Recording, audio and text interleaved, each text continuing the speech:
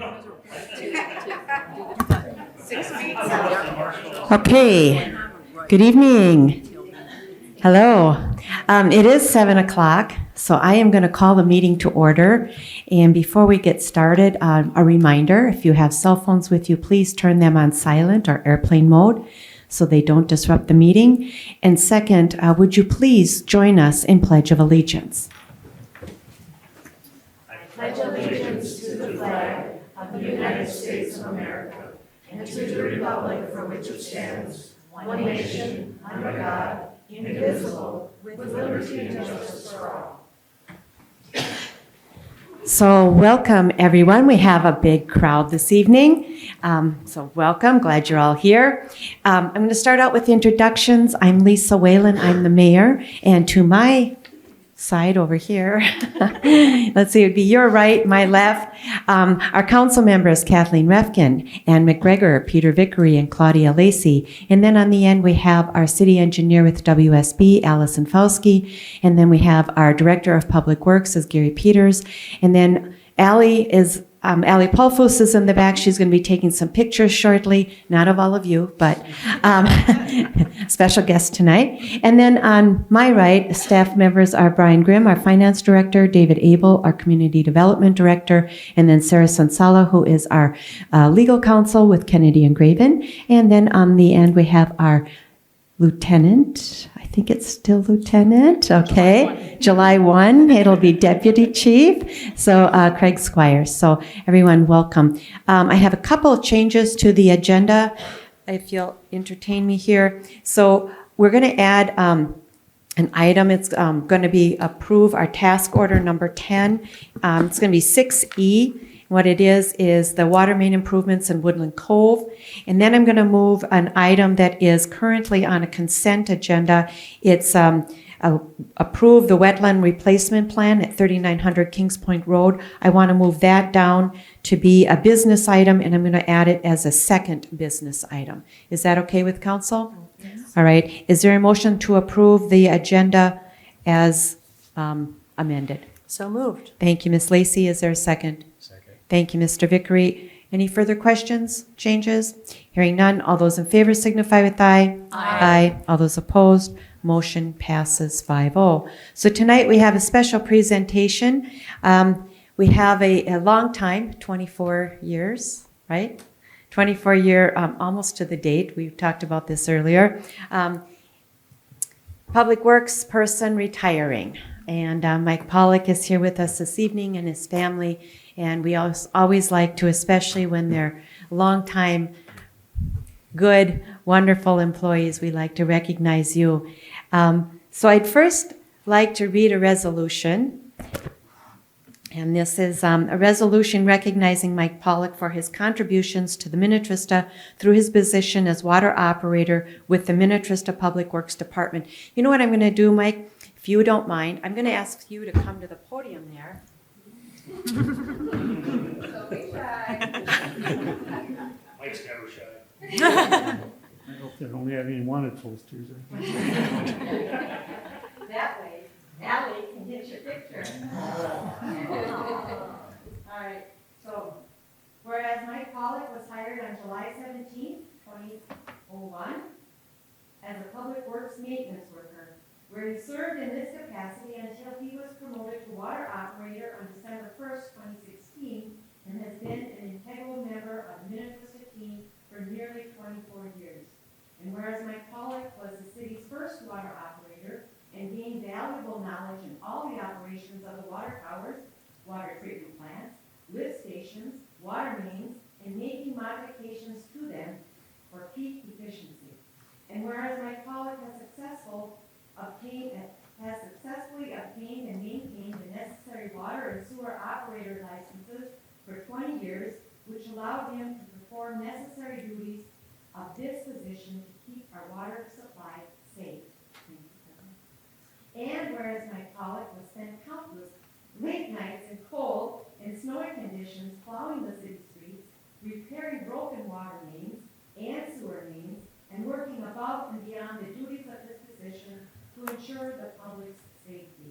And whereas Mike Pollock has become such a valued member of the Minnetrista team and great amongst Minnetrista residents, many of which he knows by first and last names.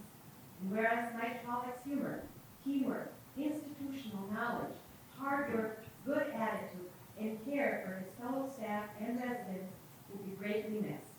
Whereas the City of Minnetrista staff, elected officials, and community are forever grateful for Mike Pollock's contribution to the City of Minnetrista over his 20 years of service, and he will be greatly missed by all. So now therefore, be it resolved by the City Council of the City of Minnetrista that we want to recognize and thank Mike Pollock for his years of service and dedication to the City of Minnetrista and its residents, and wish him all the best in his retirement. Do I have a motion to that effect? So moved. Thank you, Ms. Redkin. Do I have a second? Second. Thank you, Ms. McGregor, and all those in favor signify by Aye.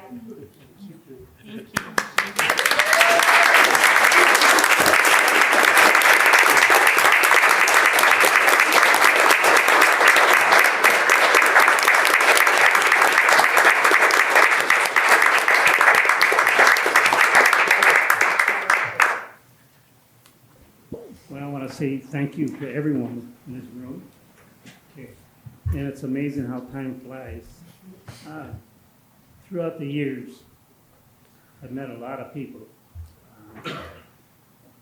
And it's amazing how we can work together to get things done and make life easier for everyone. There's always a word you say, you never can get things done. You can, just by working together.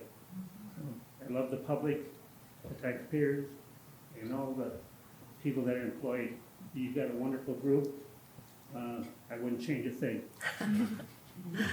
Well, then you have to stay. Mike. Then you have to stay. There is an exception, yes. Thank you, Mike. So again, thank you, Mike. It's been a pleasure. I've been here most of the time while you've been here. So been a pleasure getting to know you and working with you. You've done an excellent job. And you're a hard act to follow. So, thank you. Yeah, thank you.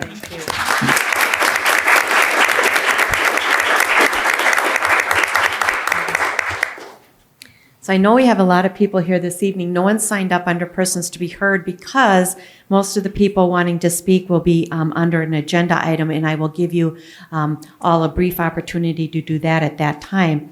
So we're going to move on to our consent agenda items, and those now consist of approve our work session meeting minutes from May 20th, 2024, approve our city council regular meeting minutes from May 20th, 2024, a resolution to approve claims, a resolution to approve the lakeshore setback variance at 3403 Kings Point Road, approve the mid-year step increases for non-union employees effective July 1st, 2024, and then accept notice of retirement for water operator Mike Pollock effective July 5th, 2024, and approve a permanent promotion from Public Works maintenance worker to water operator for Adam Hegholtz effective July 5th, 2024, and then a change order number 03 for the reconstruction project completion date. Is there a motion to approve those consent agenda items? So moved. Thank you. Is there a second? Second. Thank you, Ms. Refkin. Any further questions, comments? Hearing none. All those in favor signify with aye. Aye. Aye. All those approved. Motion passes 5-0. So we'll move on to our business items since we don't have any public hearings. We have a conditional use permit for a farm winery at 3330 Highland Road. So how this is going to play out, let me give you all the instructions, okay? So we have had, I'm going to give everybody a brief opportunity. If you would like to speak, you need to come up to the podium. You need to state your name and address. I'm going to ask that you do be brief. 3 to 4 minutes, please. We have all of your emails, all of your letters. We've read them. I can guarantee you have. And and also we've had 2 public hearings. This is a public meeting, but it's not a public hearing. However, I do open it up for public comments. With that, we're first going to give staff an opportunity to give us the background and history of this CUP application. And then if the applicant has anything they wish to add, you may do so. Again, I'm going to ask you try and keep it brief, and then I'm going to take it to the public, and then it's going to come back to the council, and we're going to have a discussion and make a determination. So, Mr. Abel, I think you are on. Yeah, thank you, Madam Mayor and members of council. Application has been made for a conditional use permit to operate a farm winery at 3330 Highland Road. The property is located on the screen. The applicant would like to make and bottle wine throughout the year and sell that to local liquor stores and restaurants. In addition to that, they're asking for 8 dates each year, the last Saturday and Sunday in August, and the first 3 Saturdays and Sundays in September, with limited hours from 12 p.m. to 6 p.m. on a reservation basis that would allow for customers to come to the site and drink and taste wine on the property. When the council is considering a conditional use permit, they should consider the effects that the proposed use has upon the health, safety, and general welfare of the city. As you noticed in your staff report, we have those 5 criteria that are located in city code that outline what the criteria is to consider for a conditional use permit, and those are located throughout your staff report. As the mayor noted earlier, there were 2 actual public hearings and 2 public hearing notices that were sent out for this request. The first was a 500-foot radius sent out for an April 22nd Planning Commission meeting. The Planning Commission opened that hearing at the April meeting, and they took testimony during that meeting. They then continued the hearing to their May 28th meeting, and the Planning Commission actually at that meeting asked staff to renotice that public hearing at a greater radius of 1,000 feet per some of the discussions that were had during that meeting. So that was done for the May 28th Planning Commission meeting.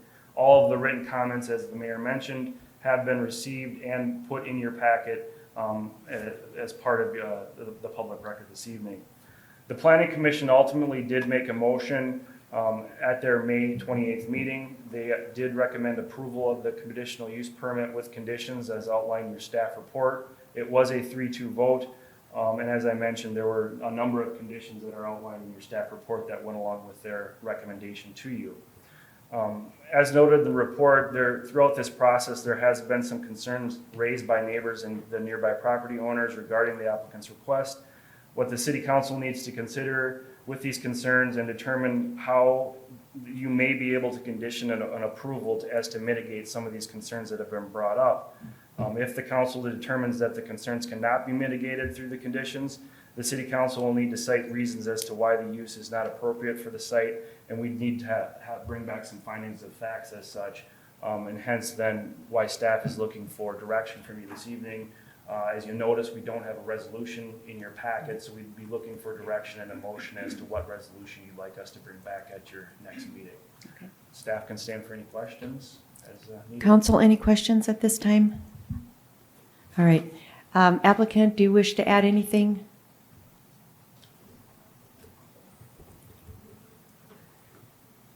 Oops, sorry. Hello, I'm Sarah Treble. I'm Barry's wife, 3330 Highland Road. I'm going to be super quick. We've listened and read through all of the comments surrounding our conditional use permit. I understand how much everyone here loves this community and your desire for it not to change. However, from what I've gathered from all of the information, is primarily most of the concerns are about existing traffic and noise that our permit request really has nothing to do with. However, we heard what you said. We edited down our ask in order to appease our neighbors. I thought perhaps with all the back and forth, I could clarify some questions that have come up. Just to be clear, we will have no music, not amplified music, no speaker, no live music, no music, none. No events. I know it was listed in there, no large events, but it's no events, large, small, otherwise, no size. All we are asking for is the 48 hours to be open for people, restaurant owners, friends, family, other people to come taste the wine on our property and see the land where we grow, pick, bottle, and sell it. That's it. 48 hours a year. I looked up the definition of a farm winery just to be clear, because I think there's been a lot of confusion between farm winery and agricultural entertainment. which we are not asking for, nor will we ever ask for. Our property isn't large enough to have that large amount of people, nor do we want to do that, ever. So Farm Winery is a winery operated by the owner of a Minnesota farm that produces table, sparkling, or fortified wines from grapes, grape juice, or the fruit bases, or honey, with the majority of the ingredients grown or produced in Minnesota. And that's from some Minnesota statute 348-101 subdivision ordinance. Just to be clear, again, we are asking for a farm winery permit, and for the farm winery to be open 4 weekends a year, the last weekend in August, next consecutive 3 weekends in September, 12 to 6, Saturday and Sunday, 48 hours per year, by appointment only. We will regulate this. All reservations will be online. We only let, however, 25 people on the property at a time, 2 hours at a time, 12 to 2, 2 to 4, 4 to 6, so that people have time to drink their 2 glasses of wine, vacate the property, and then we can let more people on the property. The concerns that we've seen over and over again, some of them written in the letters, the load on our sewer and septic, there are concerns about winemaking process, and it's, I guess, whatever, sorry. The winemaking process does not use large amounts of water. That was the concern, or chemicals for that matter. Even our cleaners are labeled food safe by the FDA. So there's nothing there to create any problems for anyone around us. The only irrigation we even use is for the apple trees. We have 500 apple trees. They're very small. And I would guess that the water we use is only a fraction of what it takes to water a small residential lawn over the course of the summer. I think we probably water maybe 5 or 6 times a year, and it's through a drip line, so it's very small. I'll hurry. Noise. Barry, my husband, has conducted decibel tests on the property because of the concerns, using 50 people as like a baseline reading, the noise of 50 people on our property. We will only have 25 people at one time. At 50 people, the measurement was 85 to 90 decibels of noise. Even when you're outside on our property and there's nothing that we're doing, it's at like 45, just to give you a frame of reference. When we went 200 feet away from our main patio area, nothing was even detectable. I know that the McGowans are behind us, and they're concerned about the noise. They live about a mile away from us by road, but they're directly behind us about approximately 1,400 feet through swamp, horse barns, and woods.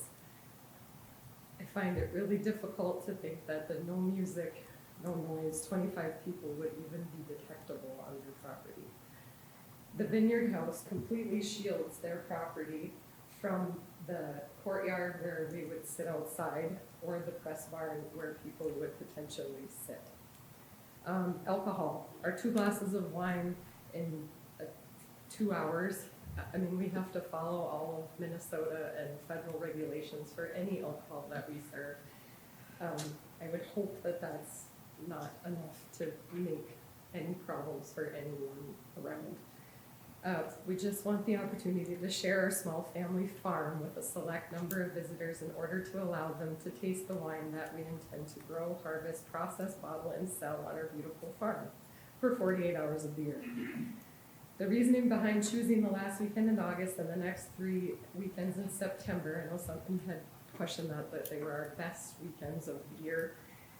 I guess that is one person's opinion. I like to think that we have a lot more nice weekends, but anyway, I guess they were chosen because it's the most beautiful time for us out there. That's when we harvest things, and when there's, all the vines are full of grapes and the apple trees are full of apples.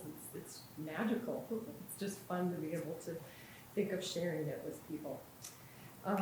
The winemaking requirements from the state of Minnesota and the federal government will be met. There are inspections to assure compliance. This is just our first step. If this goes through, then we still have to go through the state and the feds, and it's a long, long process. It's probably many, many months out. We will never be able to plant more vines. This is not a commercial property. We are a small family farm that wants to sell its produce, some in the form of wine, And just so you know, anyone who's ever driven past there, and I know a lot of people do because it's a busy road, Barry is primarily 99% of the time the only person out there. He's pruning the plants, he fertilizes the plants, he goes through the entire vineyard and removes all the suckers and makes sure every plant is trained perfectly every year so that it's healthy and happy out there in the sunshine. No one even knows this, but he sits up there on his porch and looks out over the whole vineyard, and he's shown me before, and he's gonna laugh at me, but he's like, I just imagine my heart like exploding over the whole vineyard and sharing all of my love with the vineyard, and I swear it works because he grows a lot of grapes, and it's such a lovely place. Anyway, he does that. He harvests the grapes. He does all of the testing to determine whether the vineyard is ready to harvest or not. He processes the grapes, and this is just for the small home winemaking that we do now. I don't know if you've noticed, but he built an ancient wine press on the property. It's like from Jesus's times. Like that's how old this technology is, and you can't even explain it until you see it. It's not just a press; it's a lever, and it's complicated, and it's cool. We can probably ask questions if we Okay, have sure. questions regarding how it's Okay. made. Yeah, I'm sorry, no that's problem. not really It's so necessarily exciting. the. I understand, but I think Right. it's really exciting. So anyway, it's one farmer doing all of this. Zoe, his daughter, and I maybe help him like 10 hours a year. Literally, he does it all himself. And I know that's irrelevant, but it's not going to be a commercial operation. There is no possible way. We have no plans to hire employees. And I hope that everyone understands clearly what our intentions are, because I think there's been a lot of confusion, and I just wanted to, I don't know, clear that up a little bit and make sure that everyone understood. Sure, thank So you. thank you. Yeah, thank you. All right. Any questions of the applicant? We can always come back to that, but. So I'm going to take comments at this time. Again, I'm going to ask that you be, Peter, I'm sorry, did you have I a? have one question. In your application, you mentioned growing flowers and pumpkins. Is that under that same 48 hours that people would be coming? No, it's whenever they're like, This is specifically just to sell wine. Okay, thank you. So people can drive up anytime and buy flowers, or just during the, just like any other farm operation. Okay. yes. can I just ask a question? You said 48 hours, but it's not really 48 hours, it's 6 weekends, right? Or 4 weekends. 4 weekends. And how do you police how many glasses of wine each person is drinking? It's only two, so I think that it's only 25 people on the property at a time. It'd be easy. And, you know, when we're selling it, I think. Mr. Treble, could I ask that you come to here? Otherwise, it's hard to hear on the recording. Yep, Barry Treble, 3330 Highland Road. I guess, you know, we could have flags on our, when we take the order or process the order for a glass of wine. We could have a flag that pops up with the order. I think we could just keep track of the small amount of people. Okay. Any other questions? All right. We can, again, if we have more that come up, we can certainly ask you that. All right. So again, I'm going to start on this side, first row, if you wish to make a comment. Okay, so we're going to go to the second row. Come forward if you'd like and state your name and address for the record.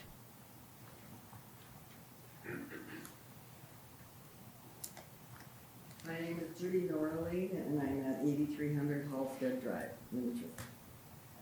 I didn't write a second letter after the first planning commission because I felt like I was too emotional, I guess, too invested in the whole concerns that I had. And so I spoke at the second planning commission, but I would like to read just a couple of thoughts I had.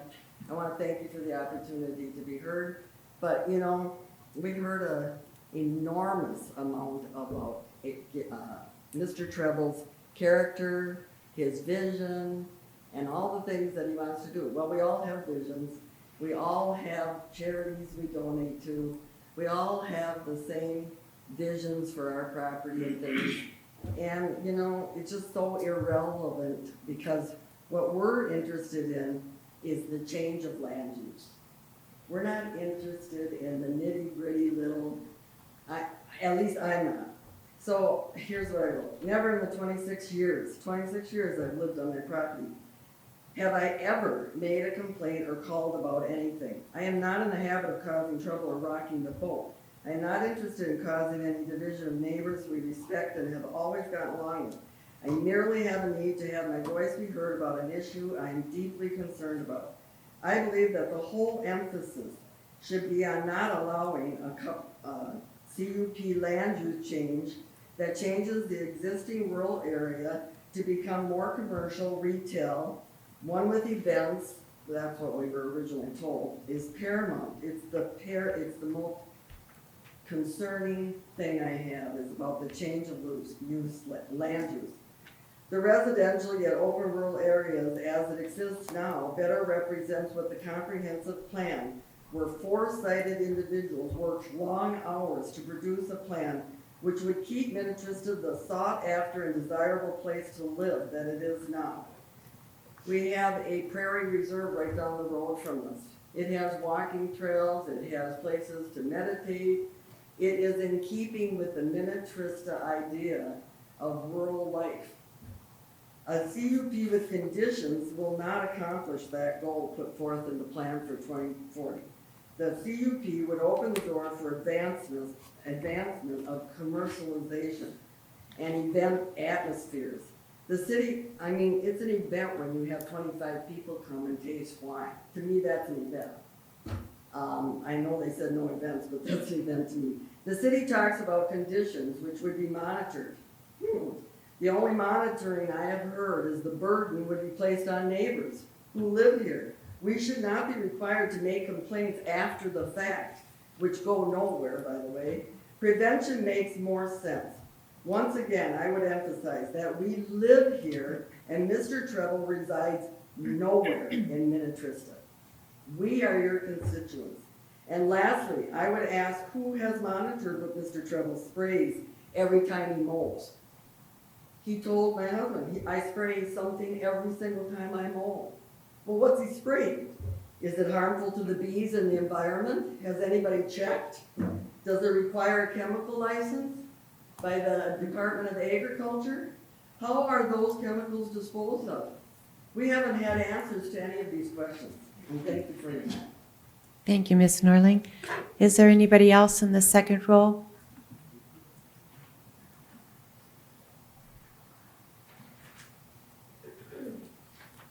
Steve Roman, 8155 Halstead Drive.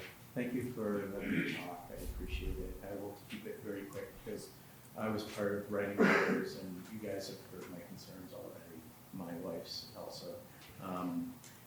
Quickly, the areas of concern, noise, big time. We heard, and you've seen the letters. We know how the sound carries in our area, so noise is of utmost concern to us.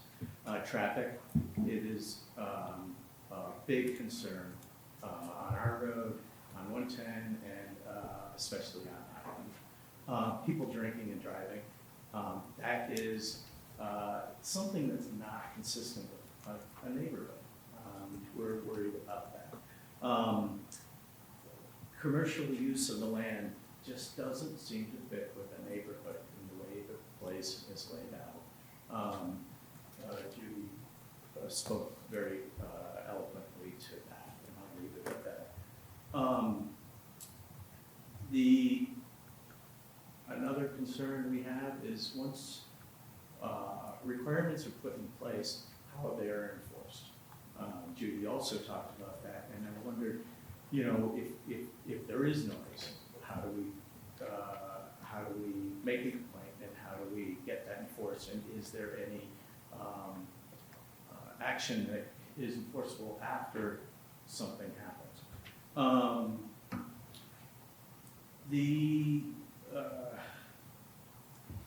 Sarah mentioned that the chemicals used for wine use for the winery are okay for a septic system. They are not. The head of the county sewer and septic told me that any winery has to have a separate system to collect any runoff from the wine-making process, because the chemicals will ruin a septic system and they cannot leach into the ground. So that has to be addressed as well.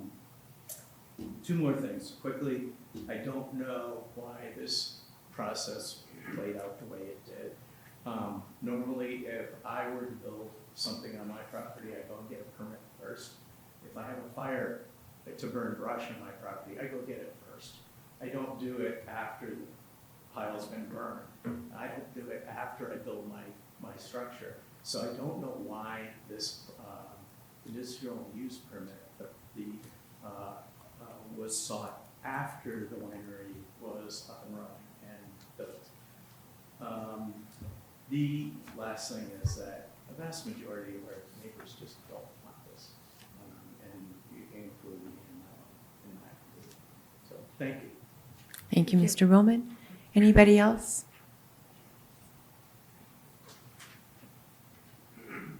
Mayor, council members and staff, George Norling, 8300 Halstead Drive.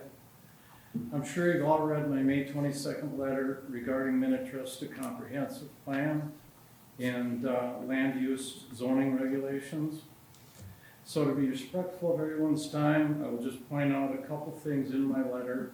And I'll start with the comprehensive plan developed by the city over several years of extensive analysis and planning is critical. Although the tendency may be to simply look at the current zoning code applicable to Mr. Treble's property to see if this proposed land use change be allowed. That would be chapter 50529, subdivision 4. It is equally, if not more important, to be sure that the intended use will be consistent and supported by the comprehensive long-term plan, which is a focus for 2040. In further review, the Agriculture Preserve District 50529, Agriculture District 50531 Land Use and Zone Regulations, and the descriptions in subdivision 1, A, B, C, D, E, F, and I attached copies to the letters that I furnished you. A, to include areas necessary and desirable to preserve, promote, maintain, and enhance the use of the land for long-term agricultural purposes. E, protecting and maintaining open space for the creation of an attractive living environment. F, to preserve, protect, and maintain unique rural lifestyle. Your attention further directed into B, protect areas from encroachment by non-agriculture use of structures and activities. I underlined activities.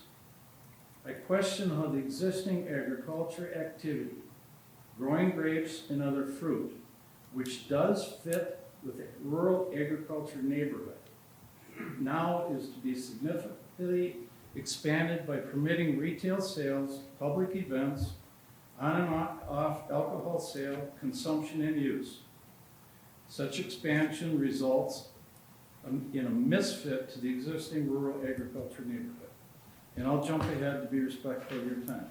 Thank you, Mr. Nerling.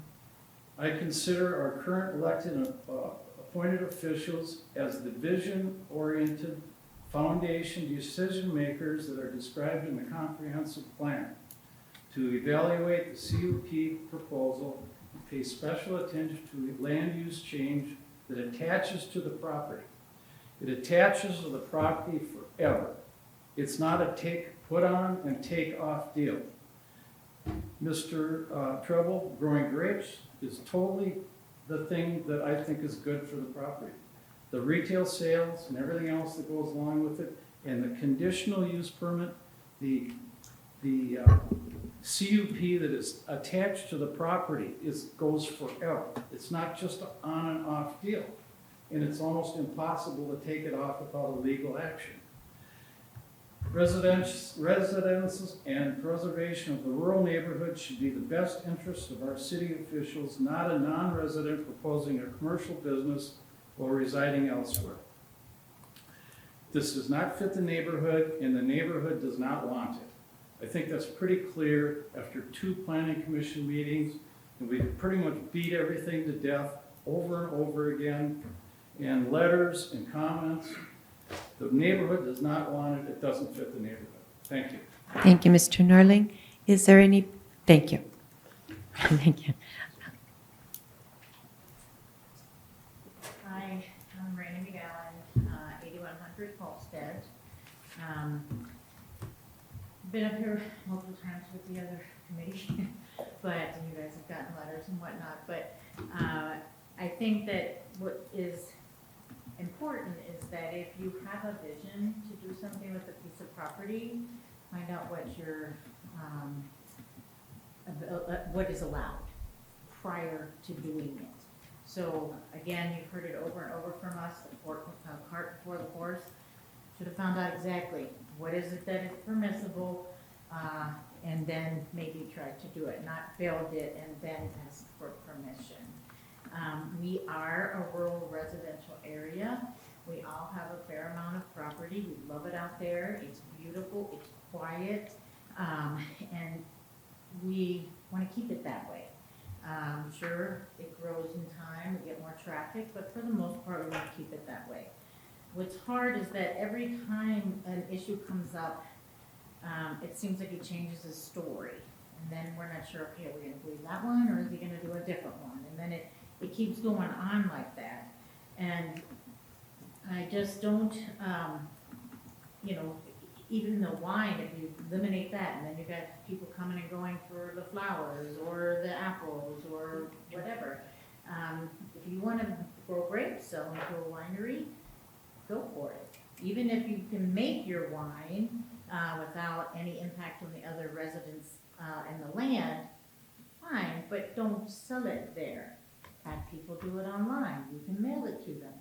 You can sell it to restaurants, but you don't need to take our 4 beautiful weekends we get in Minnesota to do this, tasting and wine drinking on the property. And I will agree with Sarah. I do live, it's kind of like a bowl that comes down. I live right there. I don't touch her property, but I see all the way up and everything there. As it stands with no people running around, it's still pretty. I'm a little offended by the swamp. We have wetlands, that's what we like to call them, not swamps. And yes, we have a barn, but that's almost hidden. The thing she's seeing is the arena. It's fine structure. And yes, we have some trees, but not enough trees to block that bowl that goes up there. So we all came here for some reason. And whether it was for the peace, was for to have our animals, was it to have a better school district, whatever, we came for a reason. And thought that we had no concerns that it would change. Okay? And it's a residential area. And the other concern is that if you do that building across 110, that development, it's going to be inside a little residential bubble, which doesn't seem to make much sense to me anyway. I won't keep you anymore. We've been this way for 4 times now that we've been coming in and trying to say our piece, but I don't wish him ill will. I wish him well, but it's just not the right project for this place. Thank you. Thank you, Ms. Thank you so much McGowan. for being here. Is there anybody else? Next row.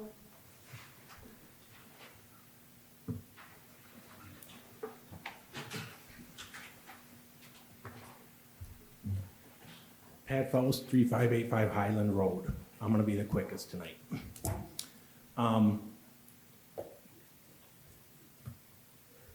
It gives me no pleasure to go against Barry's plans. He is a nice guy. I like him, for what I know about him. I would like you to consider, with regards to the area, traffic, Highland is already bursting. It's a speedway. Get on the ball. Across Highland is a stage development district. Nick explained it last time, but I also looked it up, and it's basically for future development. It's planned to be probably some more 10-acre homesteads right across. And Highland is already bursting. My only concern is for you guys to consider that. In the medium, long-term future, that's also gonna be developed. It's planned to be developed for that purpose. A lot of people talk about the traffic. It is an issue. It is an issue, and I'm a little concerned, you know, the 48 hours, yeah, not pretty minimal, but he's open for apple picking, he's open for flowers, he'll be open for pumpkins. That is traffic. Like I said at the other meeting last week, if you have a glass of water that's full and you add a drop, you'll notice it. And that's how I describe the traffic on Highland. Thank you. Thank you, Mr. Faust. Anybody else on this side?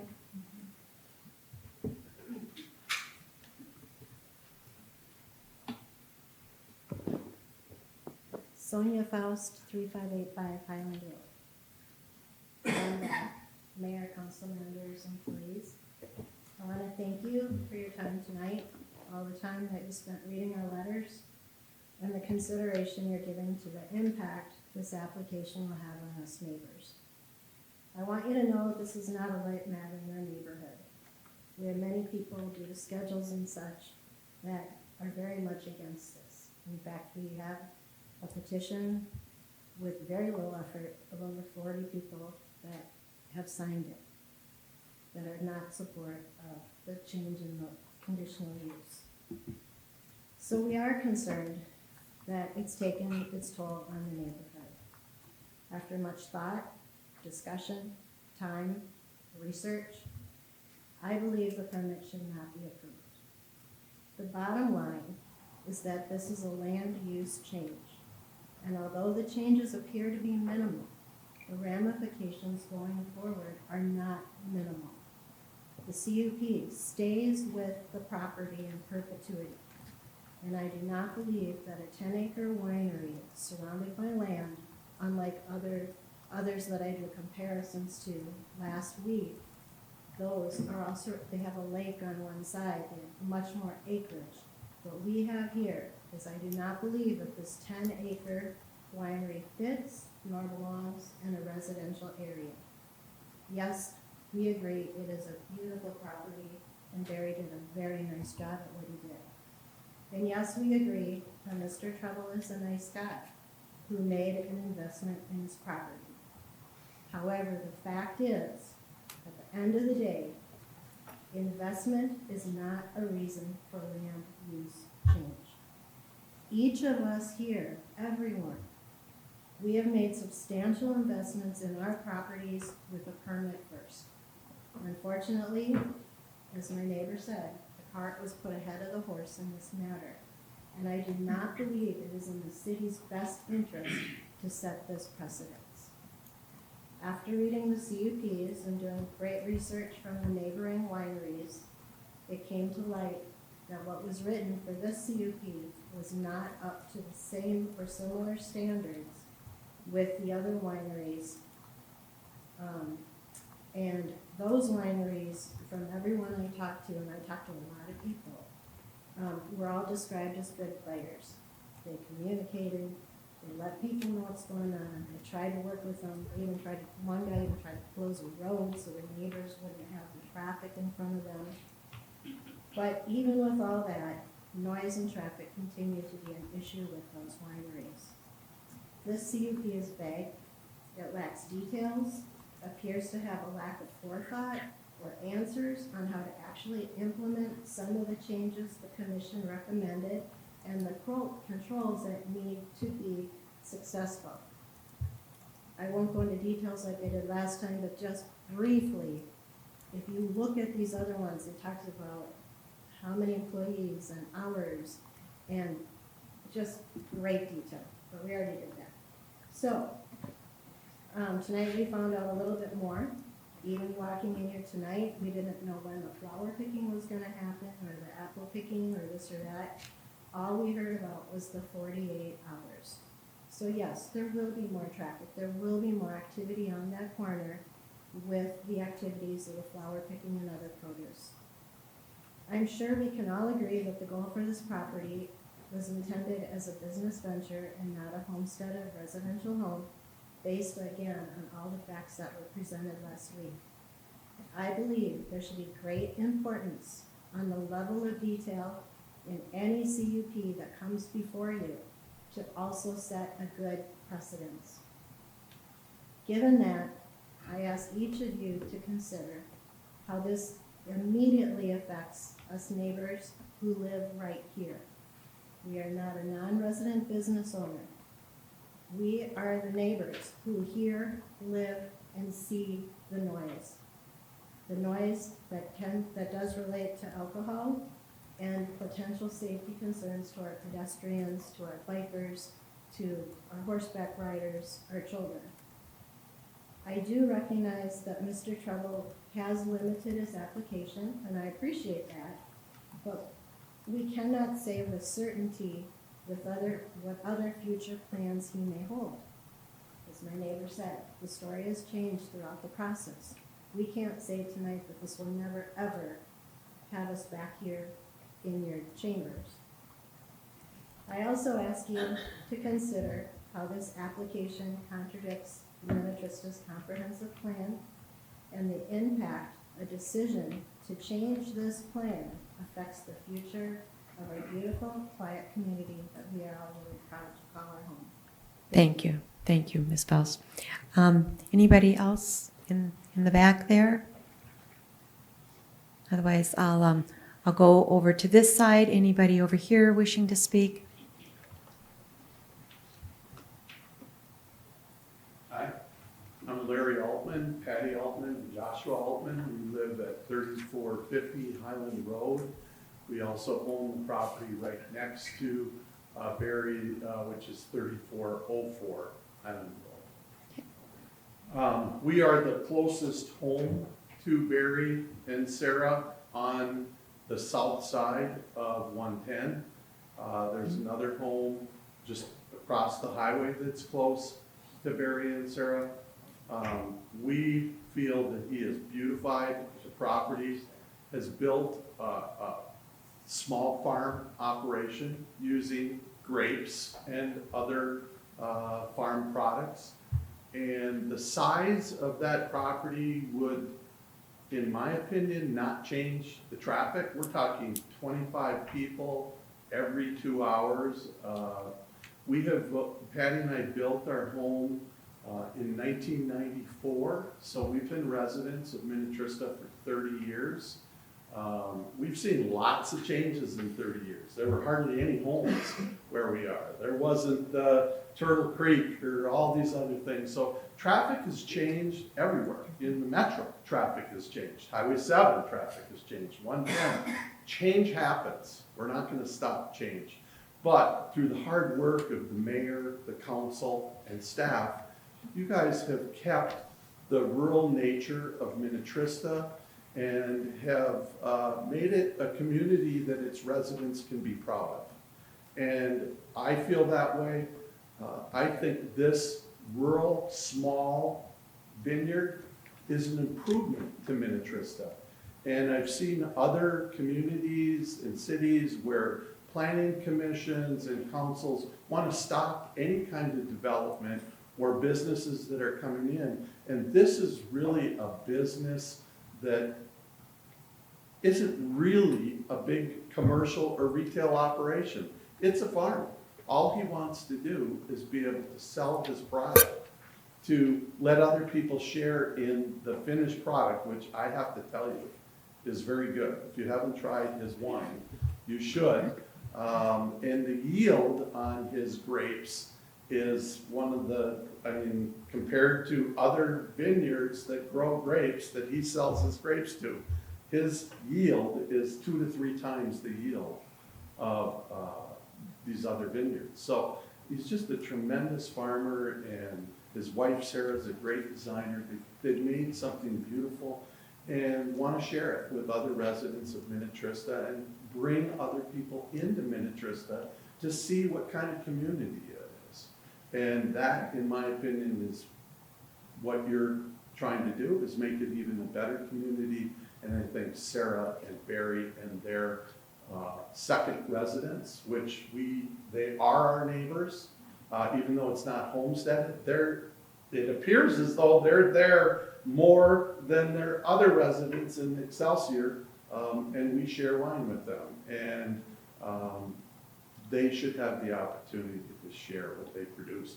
No different than other farmers that are selling things, if you want to call it retail, by a sign out front for eggs, hay, whatever, or people that have a business running through their home that isn't necessarily promoted by a sign outside or anything. But there's traffic that people have when they have their customers or clients come to their home. And anyone is open to do that without getting a conditional use permit unless you're selling alcohol or some kind of so-called legal controlled substance. So thank you for your consideration, and I hope that you can let them share their product. Thank you. Mr. Altman. Anybody else? Second row, anybody? Okay.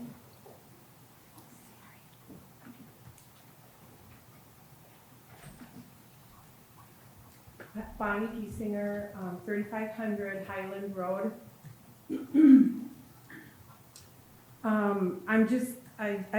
I'm compelled to tell you that I grew up on the land that is Barry's Vineyard now, helping my dad in the fields that are now this beautiful vineyard. And then for the past 30 years, I've lived on part of that farm.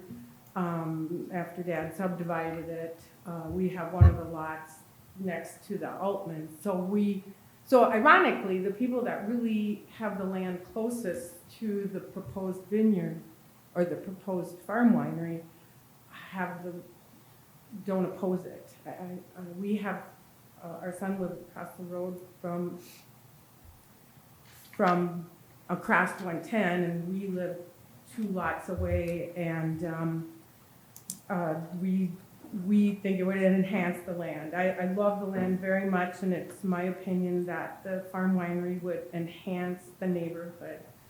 I appreciate what Barry has done with his property so far, and I don't feel like he's put the horse in front of the cart at all. It's been a wonderful evolution, and I also believe that his sweat is a big part of the land, just like my grandpa's and my dad's sweat went into the land. And even though he doesn't sleep there, I appreciate him and respect him as a neighbor just as much as I appreciate and respect my other neighbors.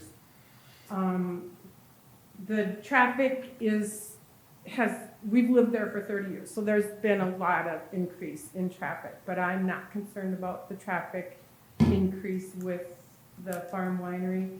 And as far as the noise, I'm a nature lover, and my husband and I both spend a lot of time outside. And it occurred to me while working in my garden this past week that my awareness of noise in the neighborhood has been heightened, and there's a lot of noise out there. There's lawnmowers, there's pickups with loud mufflers, there's dirt bikes, and there's motorcycles with blaring radios. There's farm machinery. The baseball game in St. Bonnie, it's crazy how loud that can carry. But you know, hey, it's life. Actually, I have a loud voice, and I'm sure you guys hear me out there.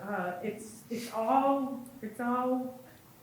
There's noises that we live with on a daily basis that are actually more disturbing to the tranquility of the neighborhood than the voices and laughter of folks enjoying 2 glasses of wine 8 days out of the year. And I realize that this conditional use permit is going to stay with the land, but I also realize that the conditions will stay with it too. And so it'll be whoever evolves into this land, they'll have a conditional use permit that allows them 8 days out of the year, and they'll have to come back through all of this if they want to change that. I'm comfortable with that, and I just want you to know that. I think that Barry and Sarah's request is reasonable, and I believe that they are folks with integrity, and my husband and I both support the conditional use permit that they're applying for. And thank you for serving our community. Thank you, Ms. Gieslinger. Anybody else? Thank you guys for your time. My name is Zoe Treble. I'm Barry's daughter. 3330 Highland Road, sorry. So I just wanted to say that I've been here this entire process while my dad first had the idea of making this property into a vineyard in the very first place. And he's always dreamed of it being a very intimate thing. It has never, been intended to be a big thing. He is just a craftsman, he's an artist, and he has, everything he's ever touched has turned to gold, basically. So I don't think he's ever put the cart before the horse. This is just who he is.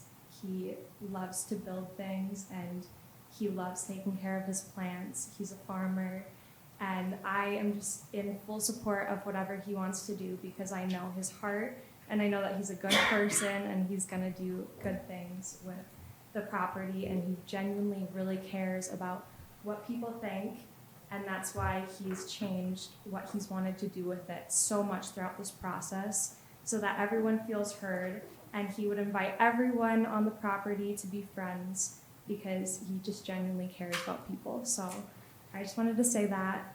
Thank you guys for your time. Thank you, Ms. Treble. Anybody else?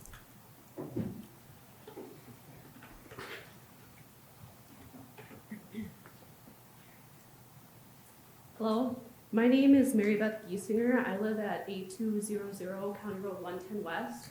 That's the property that's directly across the street from Barry.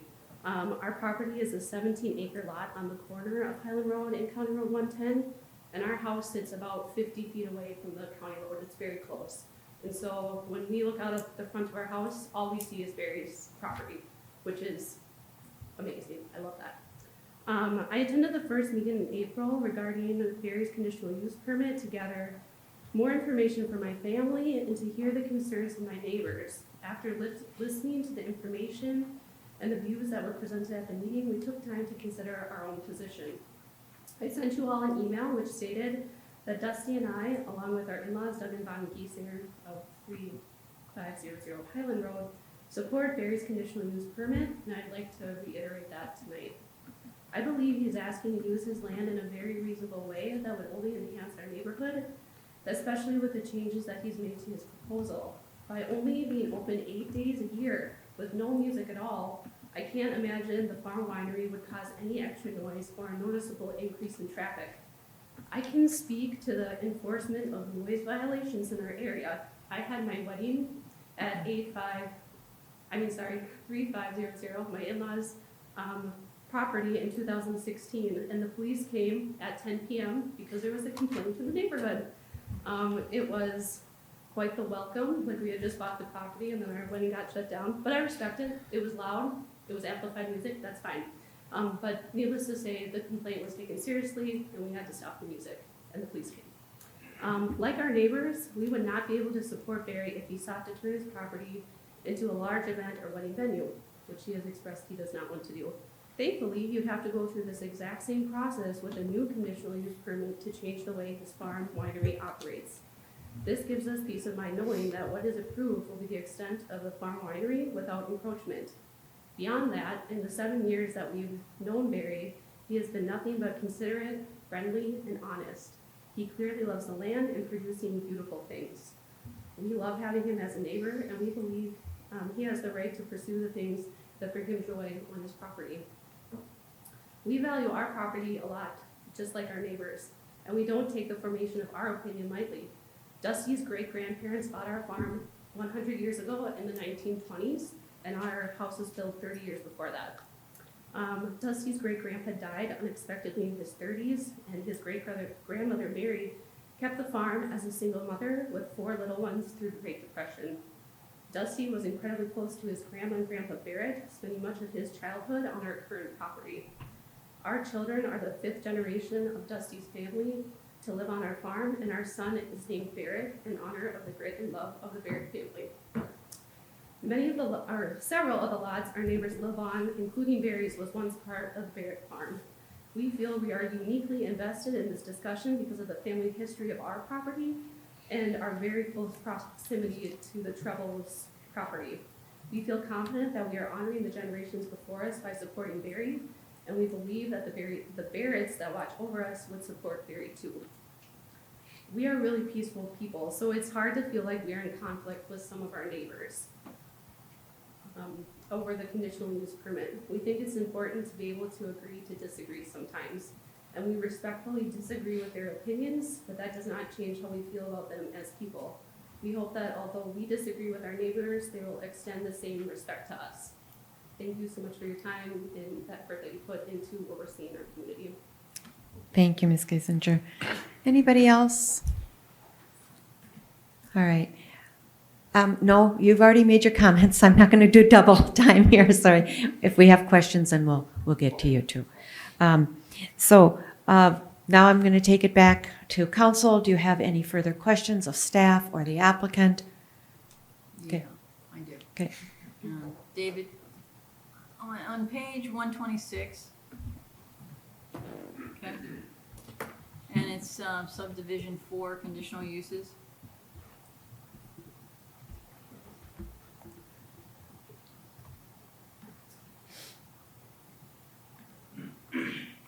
Okay, what's the legal definition of a farm winery? Sorry. Well, it's the state stat, we copy what the state statute, it's directly from the state. Okay. When we adopted the farm winery use, it's verbatim what the state has adopted. Okay, so is there a difference between that and a farm vineyard and what Mr. Trouble wants to do? I think that's open for interpretation, it's ambiguous in how it's written. That's obviously why you're answering the question, and I would be on the beholder. Okay. Sarah, do you have any Sure. comment? Okay, got it. We're gonna go to Madam Mayor, members of the council, the statute that David's referring to is 348.315. That's the farm winery license. So that's in the liquor statutes. And basically, it's talking about selling wine that has been grown on a farm, and there's certain types of grapes that have to be used. It has to be Minnesota produced or grown grapes. You can't be trucking them in from somewhere else. And it's basically governing the sale of the wine to the public.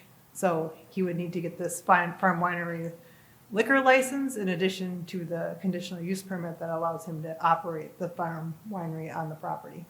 There's the land use, and then there's the business license. And so even if he didn't sell retail on site, he would still need a liquor license and approval from the state? Madam Mayor, members of the council, I don't think he would need a liquor license if he's not selling the wine at retail. That's kind of what triggers this whole process. He can grow the grapes and make the wine, just like a farmer would do with any other agricultural type product. But once he starts selling it to the public, that's when both the CUP and the farm winery license are triggered. Okay. And by public, you mean like a business, wholesaler, any sales? Correct. Yes. Okay. Is there a difference between selling the bottles of wine and having off sale, like pouring the wine and drink? Is that two different licenses? Just look at the statute. Like a wine bar kind of versus just selling the bottled wine? Madam Mayor, members of the council, it looks like it's kind of both on sale and off sale. Okay. So the on sale is allowed, so that's what he's proposing to do. But then he's also permitted to sell at off sale Okay. Okay, I have some questions. Okay. So it's my understanding that the Planning Commission said 25 cars. And you're saying, correct me if I'm wrong, that you're going to be taking, people would call in and make a reservation, so you'll be taking reservations every 2 hours. So 25 cars every 2 hours could potentially be 75 cars with 2 people to 4 people per car. You're looking at 150 to 250 people per weekend is basically, well, you might be shaking your head, but I'm just running the numbers. I just, per weekend, correct. So you're right. So when you say 25 cars, again, when you run the numbers for the number of hours with the number of people, we're talking 150 to 250 people. I mean, Well, is it 25 cars or It's 25 25 people. customers? well, the Planning Commission said 25 cars. They said this will allow in case everyone goes in their own car for some crazy reason, which probably would never happen. Okay, so you're saying 25 customers every 2 hours? Correct. Okay. I don't think that any of us would, I think there's a few things here. I don't think any of us would say that you've made this property less beautiful. I think it's quite obvious. It's very beautiful, very nice. I don't think any of us are going to question that or say that it's not. I think the real only issue here is whether or not you should be allowed to sell retail at this location. And I think that's the hang up. And I have several concerns. One of the concerns is, and the biggest concern that I have is enforcement. How in the heck are we going to know that there's going to be 25 people here or less? There is just no way for the city to be able to count the number of people that are there, nor would we want to do that.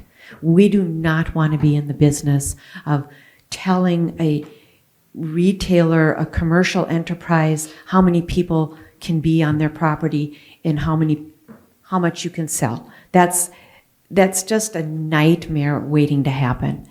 So either it's all out and you can do whatever number you want, or the city says no.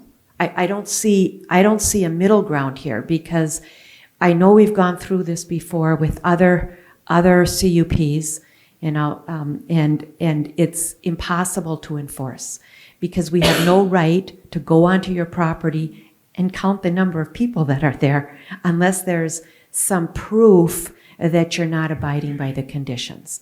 And we went through this with a halfway house, and they wanted so many people to be able to live there, and we said, and because of federal law, we had to allow it, and we said we're going to restrict it to 8 people. But there's no way we know that there's only 8 people there. And so to enforce that is a nightmare. And that's what this could become too. And when you say, 25 people, even 25 people times 6 hours, I mean, there's 75 people well, more than that. 600. Yeah. So it's a lot of extra people. It's not just a couple, it's not just your family, because you can quite honestly invite your neighbors in and they can sit down with you and have a glass of wine. You can invite your family over, they can sit down and have a glass of wine with you. I don't think your neighbors or anybody here would want to prohibit you from doing that. My other concern is, and again, it's a beautiful property, it's a wonderful idea. I don't believe that this location is the best location. Here's why. Nobody has mentioned this, and I am very concerned about this, and that is your driveway, how close it's located to County Road 110. I've driven that and I've gone, whoa, if I have to stop and wait for traffic in order to turn into your driveway, that's an accident waiting to happen, especially if you have people coming and going and coming and going. I do think that's an issue. I think the other thing is when you add in, because now we're finding out for the first time that you also are going to be selling flowers, pumpkins, and apple sales. Add that to the mix of the 25 people that are going to be there for the wine tasting, how, again, there's no way we can control this. There's no way. So I'm concerned, and I want to answer from our attorney. Can you explain, or David, can you explain the difference between an IUP and a CUP? Because we've already known, CUPs run with the land in perpetuity. So tell us what an IUP or what the difference might be. Madam Mayor, members of the council, as you just stated, CUP is, it runs with the land. So if the property changes hands and somebody else owns it, they also have that CUP. So they could do their own. So you might say, well, I really like what Barry's doing, I like his operation. Well, somebody else could take it over and run it a different way. But they are subject to all the conditions that you put on it. Right. And they can't change those unless they come back and ask for an amendment. And you can't change them either, so unless they agree to change them. So that's you're kind of stuck with whatever conditions you put on it today, unless there's an agreement on both parties to change those.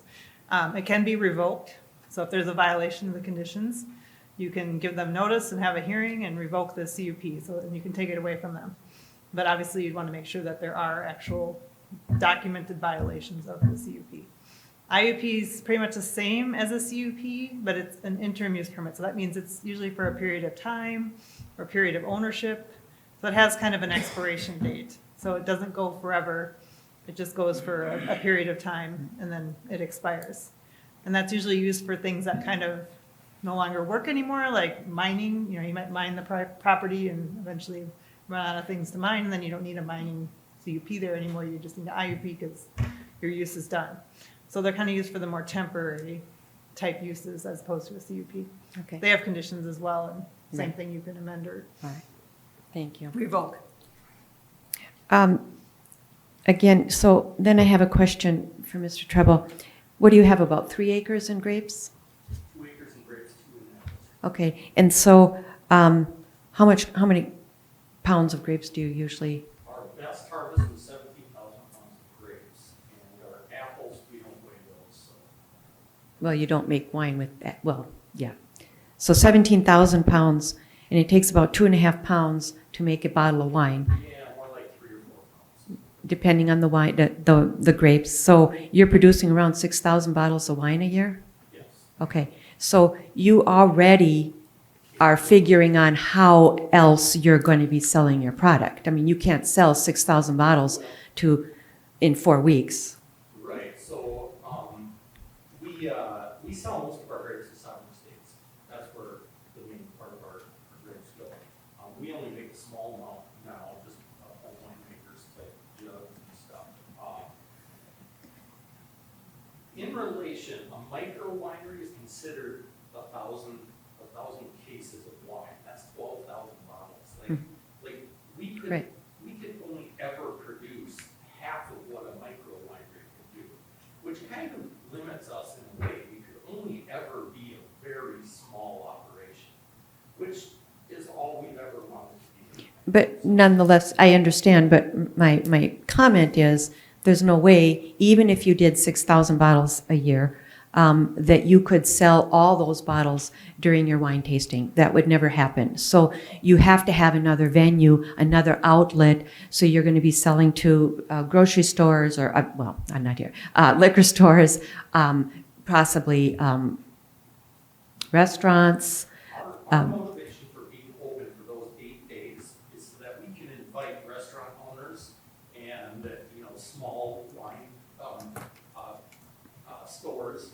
We can invite them over and have wine tastings on our property so that they can see our process, how we make the wine, and then hopefully build relationships with them to sell the wine throughout the year. And that way we won't have many people on our property. We can keep this real small family farm little operation here without. Okay, that's a little, but that's quite different. That's quite different from what we understand you want to do. If you just want to invite liquor store owners or restaurant owners in to taste your wine so that they'll buy it, would he even need a CUP for that, because he's not really selling it? Just open up the wine and give it to them, right? I'm asking, I don't know that he would need a CUP for that. Madam Mayor, members of the council, I think he would. Okay. Because, it says farm winery in our code. Okay. And then if you look at the definition of farm winery under the statute, it talks about, selling the wine at on sale or off sale Or in retail or wholesale. So I think it's the selling of the wine that's the issue. But if he doesn't sell it on He's site. making it and he's- selling the product to someone else. Yeah. Even if Right. he's Okay. not Somebody's selling buying it. Right, okay, but what I'm saying is then, So I think the He- sampling part as the well. sampling Yeah. part is It the, says in their okay, sampling okay, as well. all right. Because it's a whole different spin, if you will, if you invite, there's how many liquor store owners or how many restaurant owners would you be, inviting in? Probably, yeah, a max of 25, right, every 2 hours. So to me, the story is changing a little bit. Because we're saying family and friends and neighbors is who you would be inviting, and you would be taking reservations over the internet. So that's a little different. Okay. Yeah. At the planning commission meeting, some of the planning commission people brought up this thing about how farms here are allowed to sell whatever they have, honey, whatever they have, they're allowed to sell it. Does that fit into this same thing? Because they don't all have conditional use permits, do they? But that's what they were just saying. So that he can sell flowers, he can sell pumpkins, he can sell apples without a CUP. And he doesn't need it. But he does need a CUP for a wine, for a farm winery. And so we could issue a CUP for a farm winery where he can grow grapes, he can harvest his grapes, he can make the wine there, and then he can ship it off.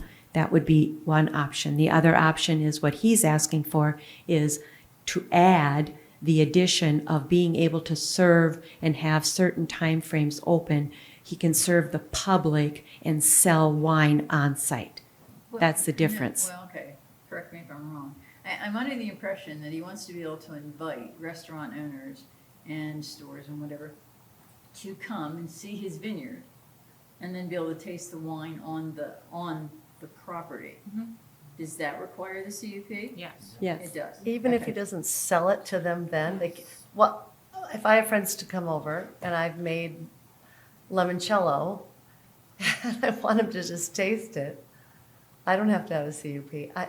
If they're just coming over. It's because even if they don't buy a bottle there, he's wholesaling it, selling it to other people. The CUP covers everything so they can sell it in any capacity, not just people coming on site. So if you own a restaurant, want to go out and taste it, get your 2 glasses, and you're like, I want to buy 60 bottles of this for my business.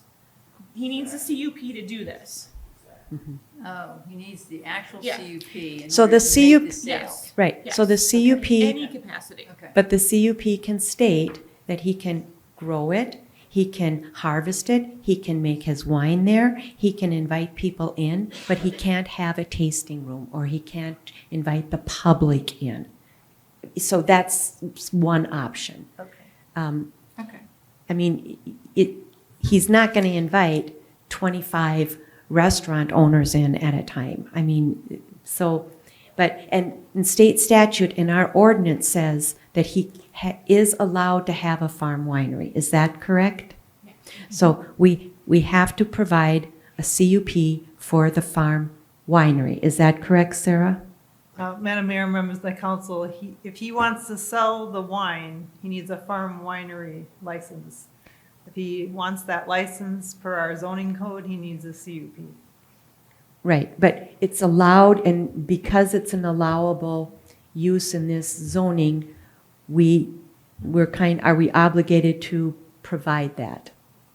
Only if you believe the conditions are going to be met and they're reasonable conditions. Okay. What if he doesn't want to sell his wine and he wants to have 8 parties and invite people over to drink his wine? He can do that without a CUP. That's what I'm saying. I have 8 parties a summer and 50 people, 1,000. So, I really want to be clear. Yeah, it's the selling. But because he makes it and he's going to want to sell it somewhere, let's say he only wants to sell it at the liquor store next to Mackinthon's. He can't have these people come and just have a couple glasses of wine at his house like you would come to my house or the mayor's? He can, he just can't sell the You're not wine. selling the wine. So to date, you've only been selling the grapes, you haven't sold any bottles of wine? We've just been, I think you're only allowed 200 gallons of wine as part of the home winemaker Yeah. can make, so we make a bulk shot. Okay.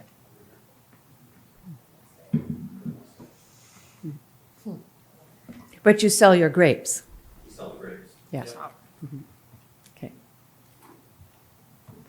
Does he need the CUP for, he doesn't need the CUP for? No. Not for the No, grapes. not for the Okay, grapes. So we're back to the retail sale of the bottles. Right. Of the wine. Now, So you could say, well, you could say wholesale or retail, either one. I mean, he could go to Mackintoons and say, hey, let me set up a table here and sell my wine directly to your customers. And that would be retail. He could go to, he can do that. no, not without a He needs COP. the Needs a CUP. Without a He COP. makes it there and And sells sells it. Yeah. So I guess, so let's kind of wrap this thing up. So there's two things. And I think what the neighbors are saying, and that not some of the neighbors, not all of them, but that some of the neighbors are saying is they don't have a problem with him growing the grapes and making his wine and shipping it off-site, okay? And he needs a CUP for that, okay? But he's asking to grow the grapes, to make the wine, and to have these 4 weeks open with weekends, yeah, four weekends open and have people come and taste and buy the wine on site. That's the part that is the sticking point. Okay, but is he doing that? We need to ask. No, he's not doing that But hold currently. on. Is he asking this? Yes. Because that's what he knows to ask for. Maybe the option you're proposing is the one that would work. And it would work because he could do tastings at a local restaurant. You could do that to promote your wines. You could do tastings at liquor stores to promote your wines. That's done all over. And if he wants to have people out there, he can have people out there. He just can't sell the wine from there. Or drink it. Yeah, I it can't would. open it or taste it. I Right. think Right. I do not buy wine from local growers. I would assume most people who buy it for a restaurant nowadays go out to the site to see how it's made and what the environment is that it's grown in. Okay. I don't. Not I- necessarily, but Okay. yeah. Because they have to I meet mean, certain health standards and certain procedures that they have to go through in order to be deemed a wine, if you will. Okay, so back to this. So you came down to the number of hours and days you want to be open. But the true reality of it is you want to be able to sell your wine to restaurants and whatever, and nobody really cares about the hours. The only reason that you're doing the hours has to do with the neighbors who don't want the noise or the traffic, right? Well, that's for the wine tasting. Well, I don't know whether there has to be a wine tasting there. That's what we're. That's what we're yeah. trying to get to. Yes, right, Yeah. right. I think it's very important to have the people out there to see how we grow it specifically, how we press the grapes, how we, our manufacturing process for the wine itself, because it's really particular and it's not like anybody else. And I think that's what's gonna sell our wine. And so to have that opportunity, those 8 days is gonna help us to sell our wine throughout the whole year, basically. But you don't need those specific 8 days to do It that. is specific 8 days. What if you had, and he doesn't need a CUP either, does he? Yes, he does. He needs a CFP. He needs a CUP no matter what. If Right. he wants to be able to sell his product, he has to have it. The interim thing, can't we just issue an interim? Well, he didn't apply for an interim. And that's currently not allowed by code. Yeah. You'd have to amend the code. Yeah, so, great, thank you. Kathleen? I think it's realistic if we're going to allow him to sell it to any business, that those people get to come out at some point and see the process. I've been to wineries in Napa. The winemakers there love showing you how it works, where it goes, what they do with all of it. It's like their pride and joy. No different than if you have a horse farm, people might want to come out and see the horses. the differences between horses and wine is you taste the wine, obviously, but it'd be like offering a CUP to a horse farm saying, sorry, you can't ride the horse. Like, this is part of making wine at this property. The problem that we get into there is there's no way of controlling it then, and there's no way of enforcing it. Now, he could invite them out to show them his facilities, you know, and like I said, there's going to be, you know, if you want to, you know, there's going to be a handful of people that he's going to have out maybe periodically, but it's not going to be regulated for these 4 weekends, these hours. That's more for the wine tasting on site. So if a CUP for the winery is issued, then he can figure out how he's going to run his winery.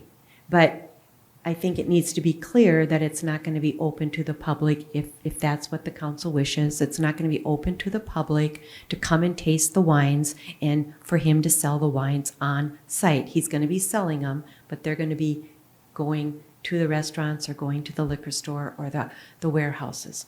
So, and they can come out and they can see how he operates and how he does things. That can be part of the CUP.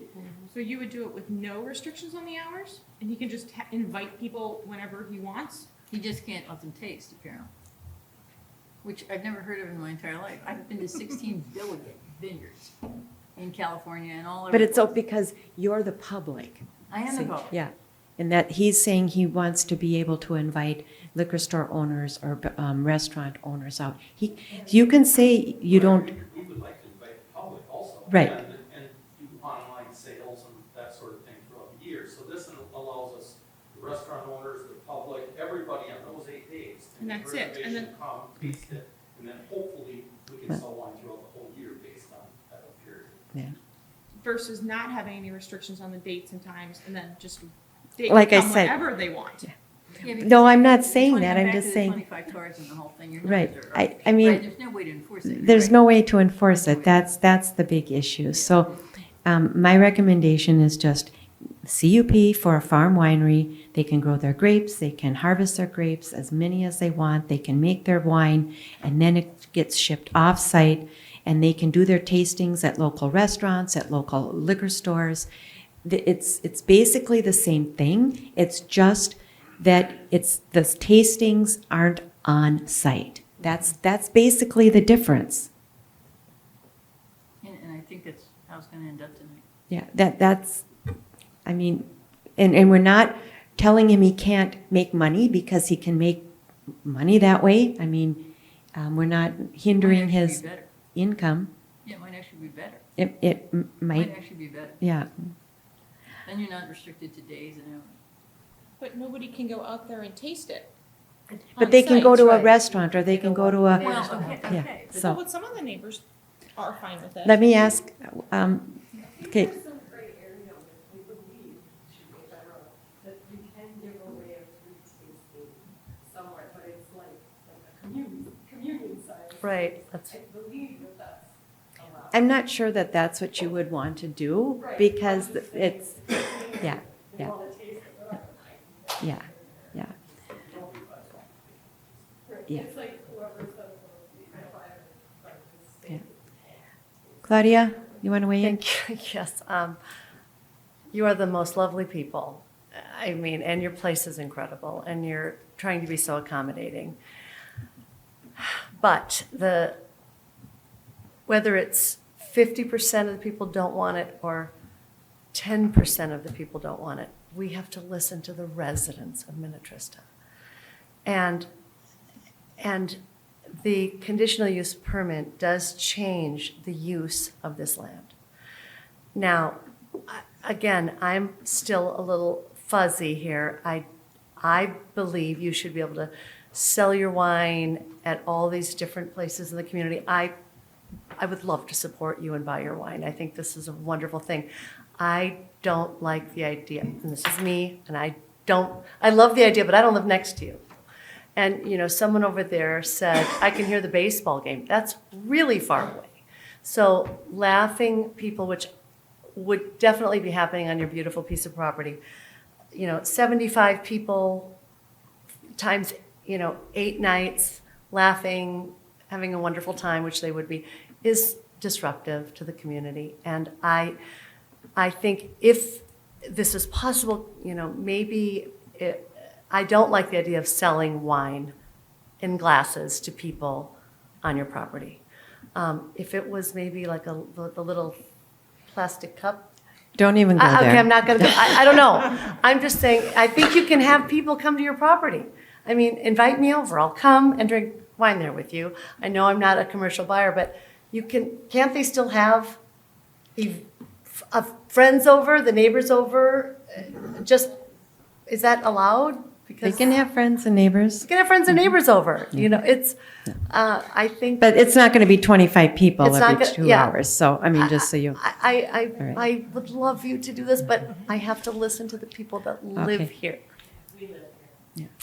Well, I know, but it's not 100%. If everyone in here wanted it, maybe the council would say, sure, everyone wants it. Yeah.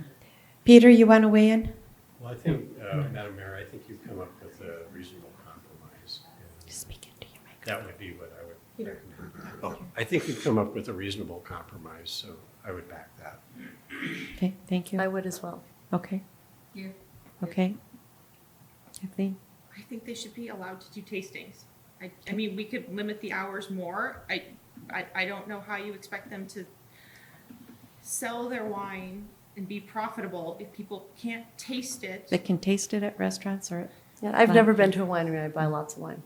But I've been to lots of wineries. let me They're ask all you, really quiet. you know what? I've sat out in rocking chairs and I could hear everything going on around you with no music coming from the winery. So you've never gone to a store and bought a bottle of wine that you didn't taste previously? No, I'm saying that's how I buy all my wine. Yeah, yeah.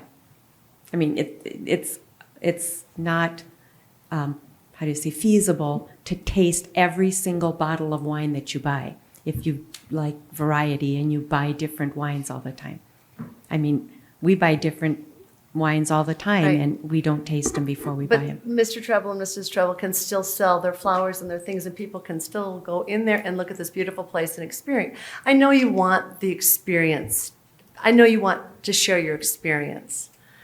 I think you can do that without selling glasses of wine to people.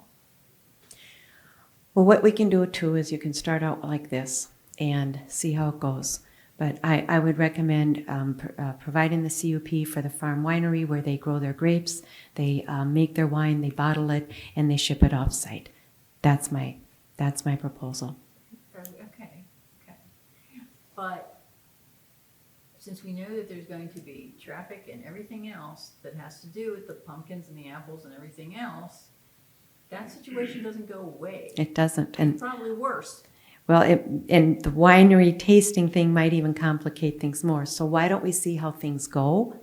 And maybe after a year or 2 or 3 seasons or whatever, we can see if there's room for expansion. But I think, Okay, and so they would reapply? no, they just have to come in for an amendment. Correct? Correct. So, but I don't know how many people are going to be coming and going for the flowers and the pumpkins and the apples, and then to add wine tasting on top of that. It could be a lot. It could be a lot more than we're thinking. And they're allowed to do the flowers and the pumpkins and the apples without a CUP. Correct? Without a CUP. Yes, without a CUP. It's a fine. How many farms in Minnetrista sell pumpkins, flowers, apples? We don't know. Very minimal. They just put them up on the roads. They'll put carts on the roads and, there's an honor system. So let's put this thing to rest. I'm sure everybody would like to go home. And sure. So no wine tastings on the property, but when we sell flowers and apples, can we sell a bottle of wine and just can't drink it on site? I don't think that we can control that. That's the problem.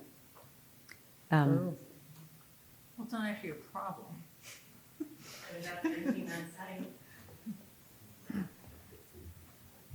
It's not a problem. Yeah. He's selling his product. We're never going to know. Yeah, that's what I'm saying. If Yeah. it's like difference between an offset. It's, let me put it this way, it's not going to be included in the CUP. So, so with that, is there a motion to that effect? So moved. Thank you, Mr. Victory. Is there a second? Second. Thank you, Ms. McGregor. All those in favor signify with aye. Aye. Aye. Nay. Nay. Okay, 3 ayes, 2 nays. You have your CUP for your farm winery, and we'll see how it goes. Madam Mayor, one clarification, we will be bringing back a resolution to your next meeting for you to adopt that will have these conditions, and that will serve as the CUP. So Okay. the official action will take place at the next meeting. Yeah, do you need any more information? I don't think so. You got it? Okay, thank you. All right. We are going to move on to our next item, and I'll allow some time if people wish to leave, but you're welcome to stay.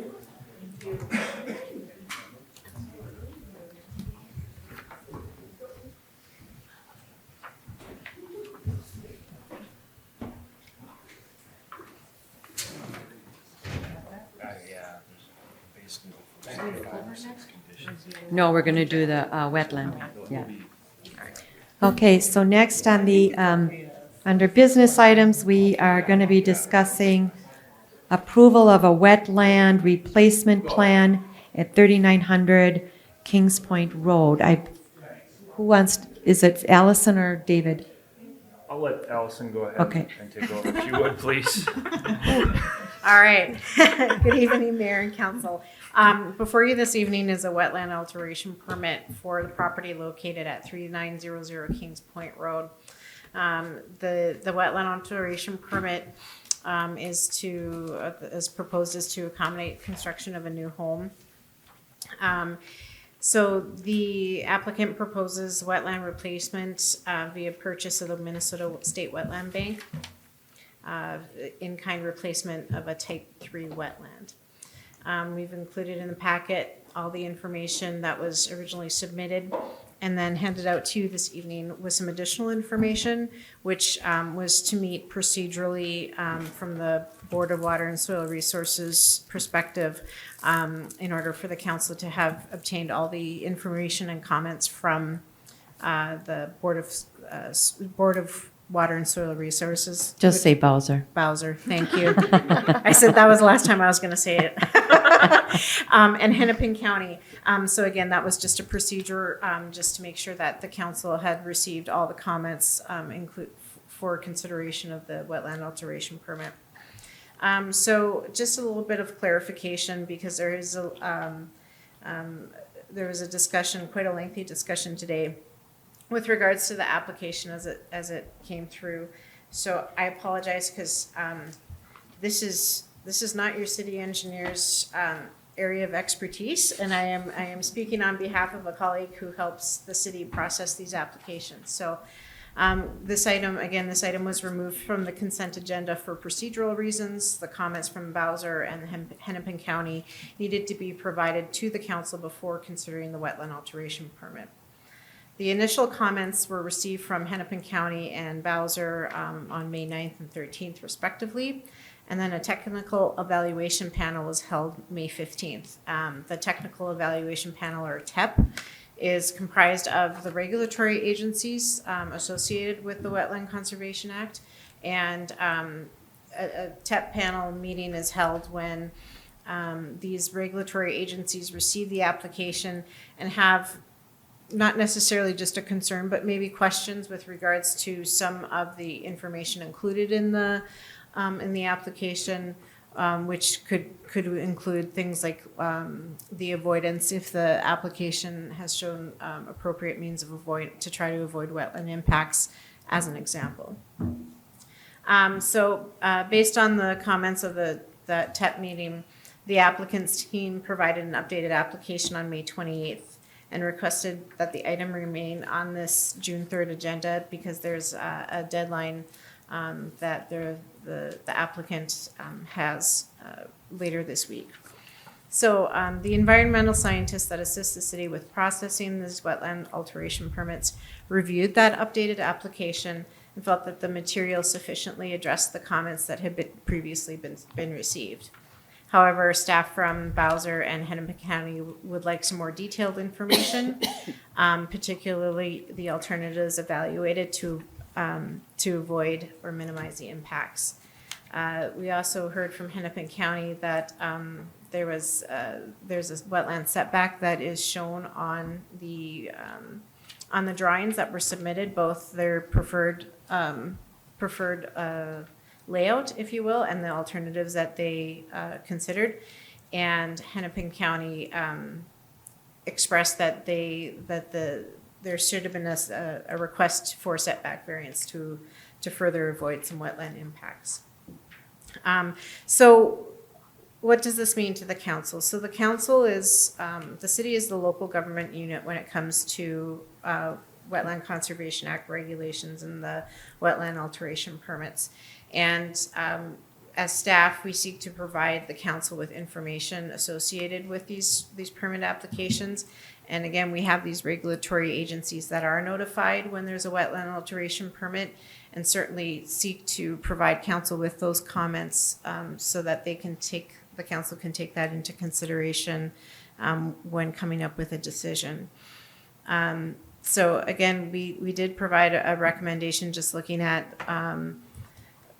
what was submitted on May 28th as a high level. Yep, they took a look at some options here to avoid those wetland impacts, and we're hearing from to a certain degree Bowser, but certainly Hennepin County as far as looking at a little further investigation, wanting to know a little bit more about the process that the applicant has gone through to try to avoid some of these impacts. So there are some options that the council could look at this evening as far as action.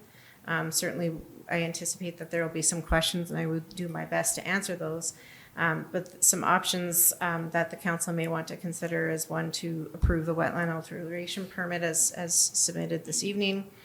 The second one would be to deny the wetland alteration permit or to table action and request additional information. Just kind of playing it forward, since we do have a regulatory agency that has indicated that there's some additional information they would like to see, should they disagree, if the council were to approve the wetland alteration permit, and any agency from that technical evaluation panel could appeal that decision. It's again, my understanding of the process is very limited, so I'll speak just very generally. So an appeal would certainly be the onus on the applicant.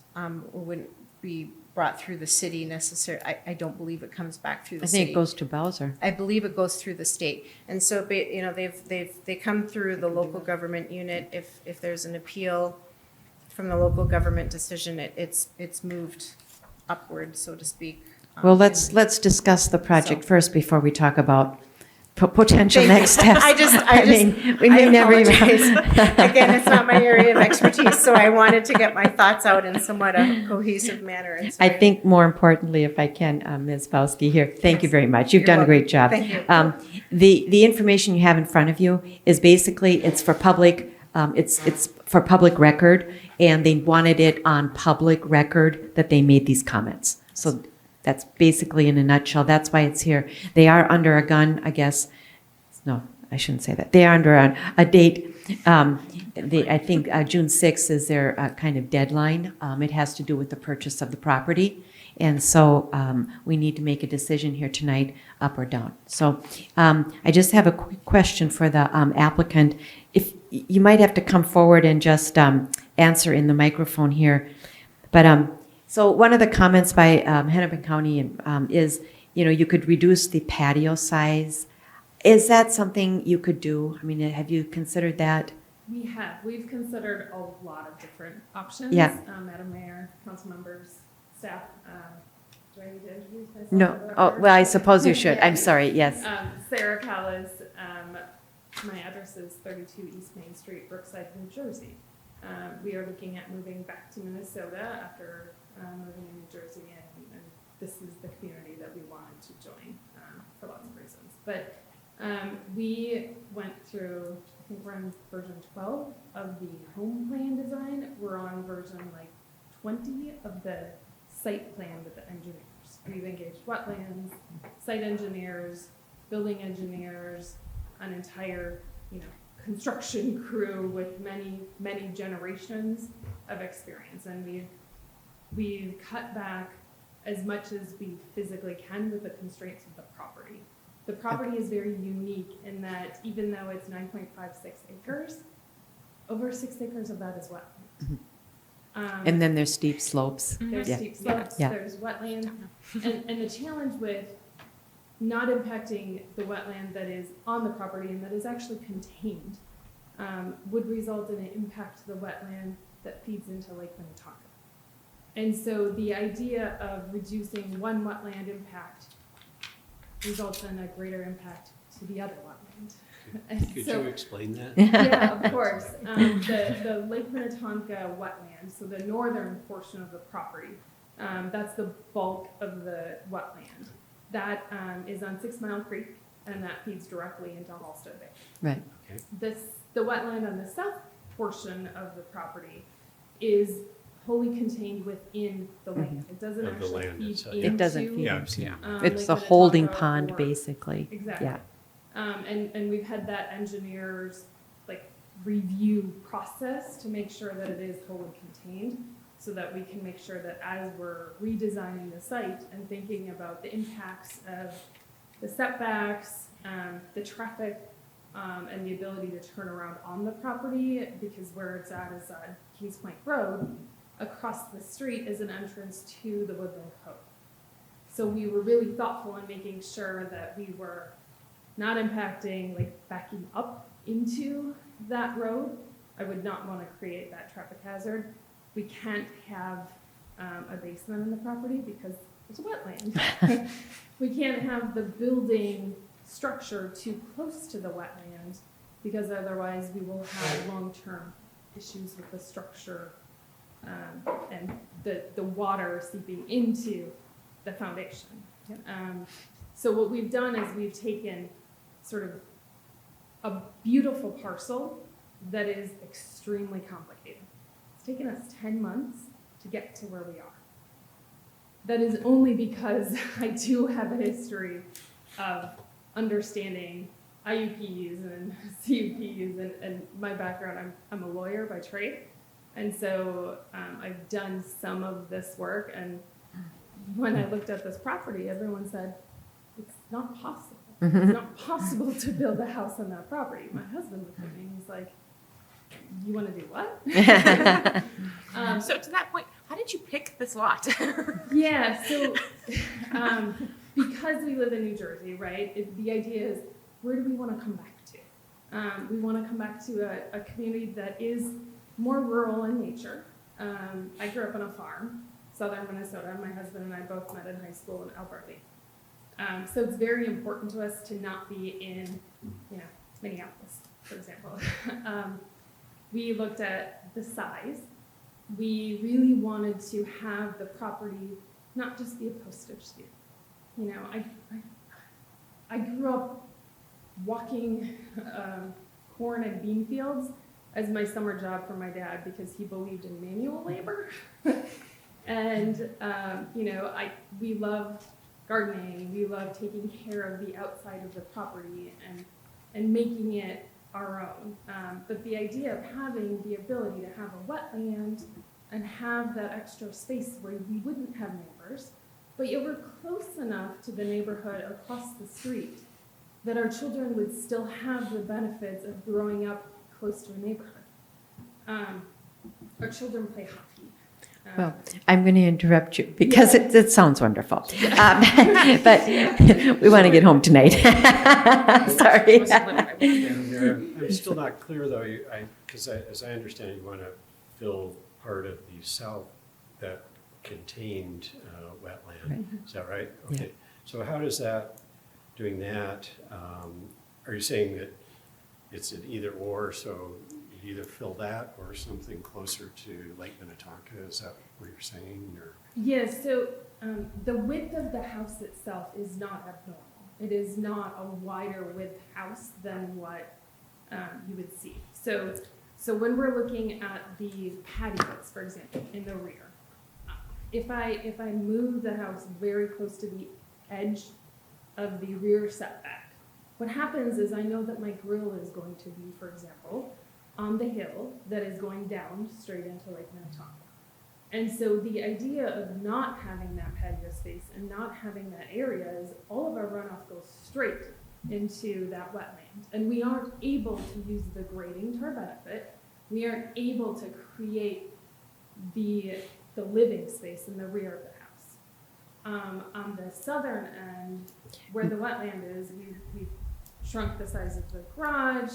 We actually are putting in a rink. We've tried to figure out where to put that in the house and, talk to structural engineers about that. If I can, you can look on the, in the packet.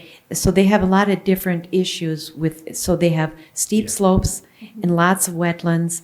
And the wetland that she's referring to is contained. So therefore, when you're talking about water quality for Halsted especially, you want to try and mitigate water runoff into untreated, if you will, water runoff into Halsted. And of course, the wetlands are treating the water before it goes into Halsted. So that's what she's saying is it's better to impact, if because of the constraints of the property, they have to impact one or the other one. And it's better to impact the contained one versus the non-contained one, because that's what runs right into Halsted.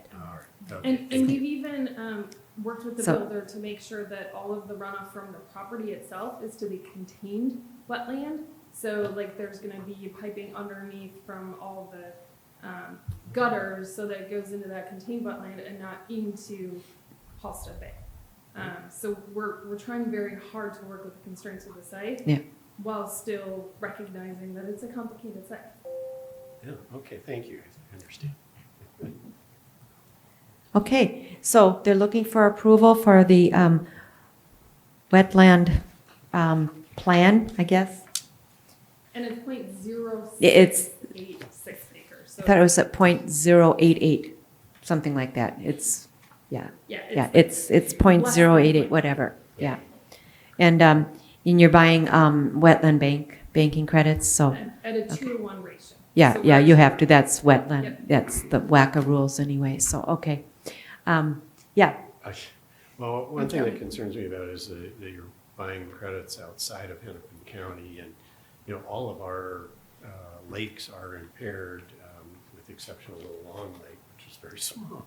So, I think that I had that same question, yeah. Yeah, so first off, I'm really glad to hear all the work you've done to deal with the runoff. That's impressive. But it would be great if you could have done something in Hennepin County where we really need it, so. Yeah, we looked at the various banks that were available and both looking at the type and the size, and quite frankly, the cost plays into it because the Hennepin County costs is double outside Hennepin County. And so when I was thinking about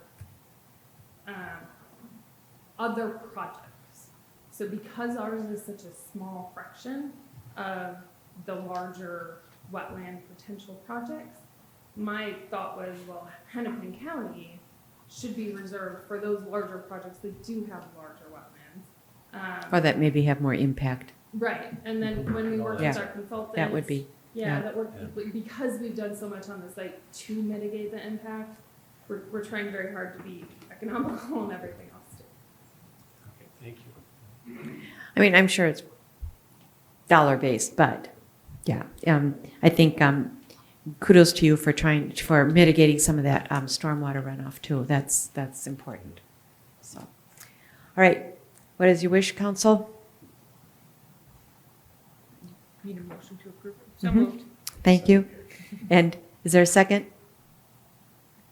Did you second? I'm sorry. No, I didn't. Okay. Anybody second that? I'll second that. Are there further questions? Okay. Comments? Hearing none. All those in favor signify with aye. Aye. All those opposed? Motion passes 5-0. Okay. We'll look forward to having you as a new resident. All right, I have to get my thing out again. So next, we're going to move on to consideration for quote for West Branch Culvert Replacement Project, and I told my husband I was going to be home at 9. Oh, I'll make it quick. Madam Mayor, members of council, before you Just this kidding. evening is a consideration for a quote that was received for replacement of a culvert underneath West Branch Road over by Sunnyfield.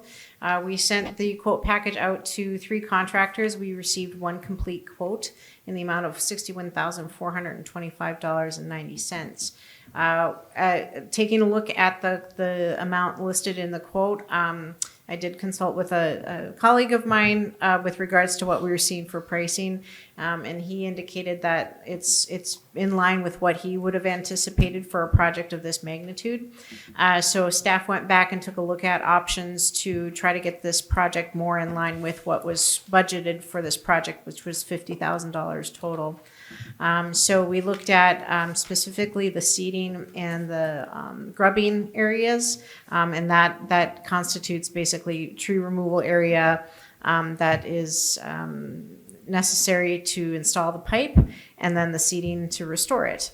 So we looked at those 2 options to reduce the price of that, and we anticipated that we would see about just over $9,000, $9,180 reduction in that, and asked the contractor if they would be amenable to that, and they indicated yes.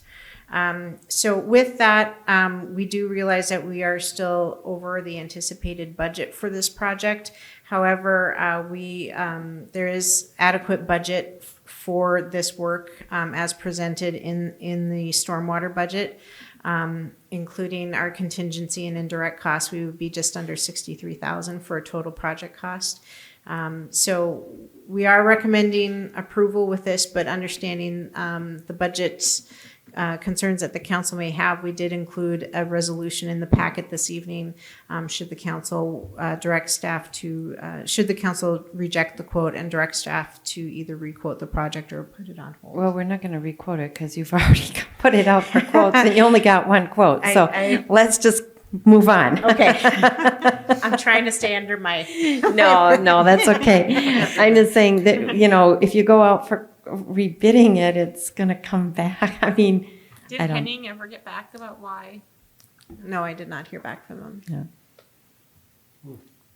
So, I mean, it is what it is. I just don't think that we're going to get more quotes or even better quotes. And here's the other thing. Generally, quotes are going to be limited, 30 days, 60 days, something like that. So by the time we go out for another quote, this one might go away, and then we might end up with something even more. So, I'd also, and I apologize, I should have included this in the packet, Madam Mayor, if I may. Minger Construction has done work in the city, and there's no concerns with their ability to complete the work in a timely fashion and in good repair. So, all right. Okay, council. All right. Then I need a motion to approve the quote for the West Branch Culvert Replacement Project, City Project number 03-24. So moved. Thank you, Ms. Lacy. Is there a second? Second. Thank you, Ms. McGregor. Any further questions? Hearing none, all those in favor signify with aye. Aye. All those opposed, motion passes 5-0. And next, the joint powers agreement with Hennepin County for the assessing services for 2025 and beyond. I believe that's Mr. Grimm. Mayor Council, this should be one of the easier resolutions we've had in quite a while, basically. Current year cost was $205,000 for the city for Hennepin County assessing services, and a couple Fridays ago, Josh Hugeman of the county said, we're going to provide that service for free. And I said, you're joking, right? And then he said, no, it's actually kind of like the Midco one, It's like. And May, right? And you can see in the packet some of the correspondence. The Hennepin County Board took that on as a part of their countywide levy. They're levying another $5 million or whatever, and it's taking it off the city levy for 2025 and beyond. So I just want to put it on business, just that it's finally you know, a win, you know, that's everything, costs are usually going up for everything or whatever. This is actually one thing that'll help in our city budget process for 2025, so. Just It raise our will. county taxes. Oh, yeah, but you know It's not what? like the fees It's a going shift, away. but yeah, no, but No, basically but it's. look at it this way, the entire county is helping to pay for this, so. Yeah, correct, yeah, I yeah. guess so.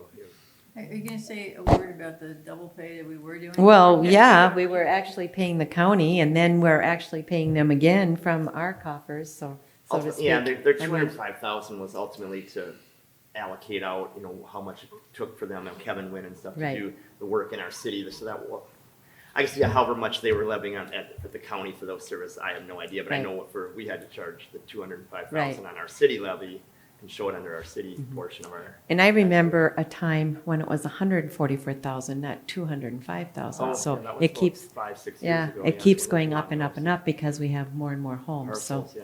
this will be good, I Yeah. mean, yeah. So, do you need a resolution? Just a motion Okay. to approve that resolution that's in the packet. All right, so I need a motion to approve the resolution that was in the packet for the joint powers agreement with Hennepin County for assessing services for 2025 and beyond. So moved. Thank you, Ms. Refkin. Is there a second? Thank you, Mr. Vickery. All those in favor signify with aye. Aye. All those opposed, motion passes. And next, we're talking about amending the city code, the temporary liquor license background requirements. Can I make this really quick? Yes. Thank you. So we talked about this at our work session. Any other, and we're just going to eliminate the background check for the 3-2 temporary liquor licenses. Is there any other questions that you wish to ask or comments? All right. Is there then a motion to approve ordinance number 489, amending city code temporary liquor license background requirements? So moved. Thank you, Ms. Lacy. Is there a second? Second. Thank you, Mr. Vickery. Any further questions? Hearing none, all those in favor signify with aye. Aye. All those opposed, motion passes 5-0. And next, we're going to move on to approve our task order number 10 with AE2S for the water main improvements in Woodland Cove. We've heard about this before. Can we make it quick? Staff wants to go home. Staff wants to go home. It was in our packet. It's needed. We have to do it. They're gonna, I think it was 59,000. Okay. For the, not to exceed, for the design and, specifications, everything. Yeah, yeah. Yeah. Yeah. Sorry. No, you can ask questions. It seems like $25,000 for preliminary and final design seems a bit high, considering we're putting pipes exactly where we need to put pipes that are already there. Like, why is it so much? Well, these are gonna be side by side. We're pulling new pipe in. We're not gonna be, replacing the pipe that's there. This will be new pipe, so there's a little bit of, strategy involved when you're pulling that to make sure we're going under the crossing. There's a few storm sewer crossings that we'll have to be under and stuff, so there's a little bit of strategic planning into place, and we're also looking at changing some of the connection points. I don't feel we need as many as they have right now, so we're kind of looking at reducing 2 to 3 of the connection points for the cross sections, so it may change here and there, but there's just a little bit of strategy when you're pulling that pipe to make sure we're hitting just the right angles and stuff, so there'll be a little bit of Engineering. advanced planning that's gonna be needed. So once the new pipe is in and it's working, the old pipe just stops being used? No, Is no, it the like 8-inch that's there will still be used because that'll be what's tying into the side, into like Carnation Court and all that.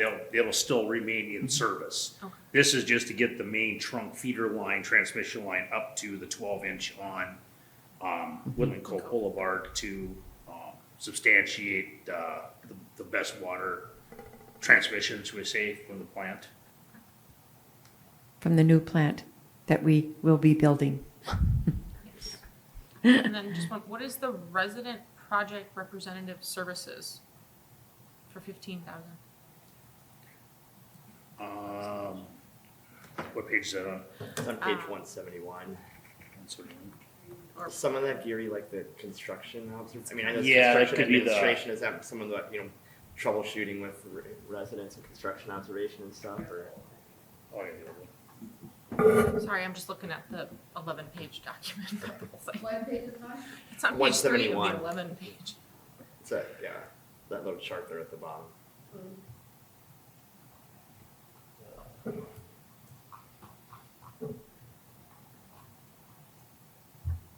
We could find out. I'm assuming that's gonna be because we will be disconnecting some of the, we'll be temporarily doing some water. I mean, we're gonna have to interrupt water services. I mean, we're gonna be shutting off a large area when they do this connection.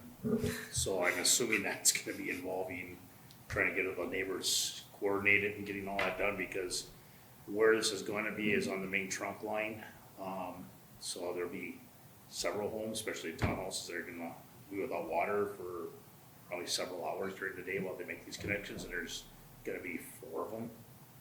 So instead of, they want 6, I'm trying to get it down to 4. So there'll be some substantial people, without, I should say, there'd be a number of people without water for a while till we get the hookup done. Well, that'll be fun. Okay. Who did the calculation? AE2S does all that. They do all the planning and all that, so. So are we gonna be a pain and ask them to actually back that up, or are we gonna let it go? What are we gonna do? Well, I don't know that this is that time sensitive, is it? I mean, so if there was some questions that maybe AE2S could answer and bring back at the, We'd like to get it out as soon as possible. You know, we is, could. is there a timing for bidding or quoting? I mean, is this a better time? Well, just because of the time frame of trying to get the project done in a timely manner, so it gets done before, you know, freeze up and stuff like that, because you can only pull pipe for so long. So we're Right, trying right. to get out as fast as possible, and to coordinate with Nodlin, who's out there right now. Well, hopefully they will get the bid for this, since they are putting the new pipe in. They're right there on site. Okay. We're just trying to coordinate as much as possible to get that before Yeah, they do okay. this. So that's fine. It's just we need to, I guess, watch closely the hourly. That seems. And I really, can, really and I can high. get what I can do is I can find out tomorrow from Aaron what exactly that all entails.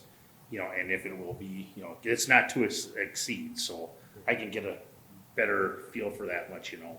what that is for. And then Gary, if we approve it tonight, then maybe just come back at our next council meeting with an update on those numbers. Yeah.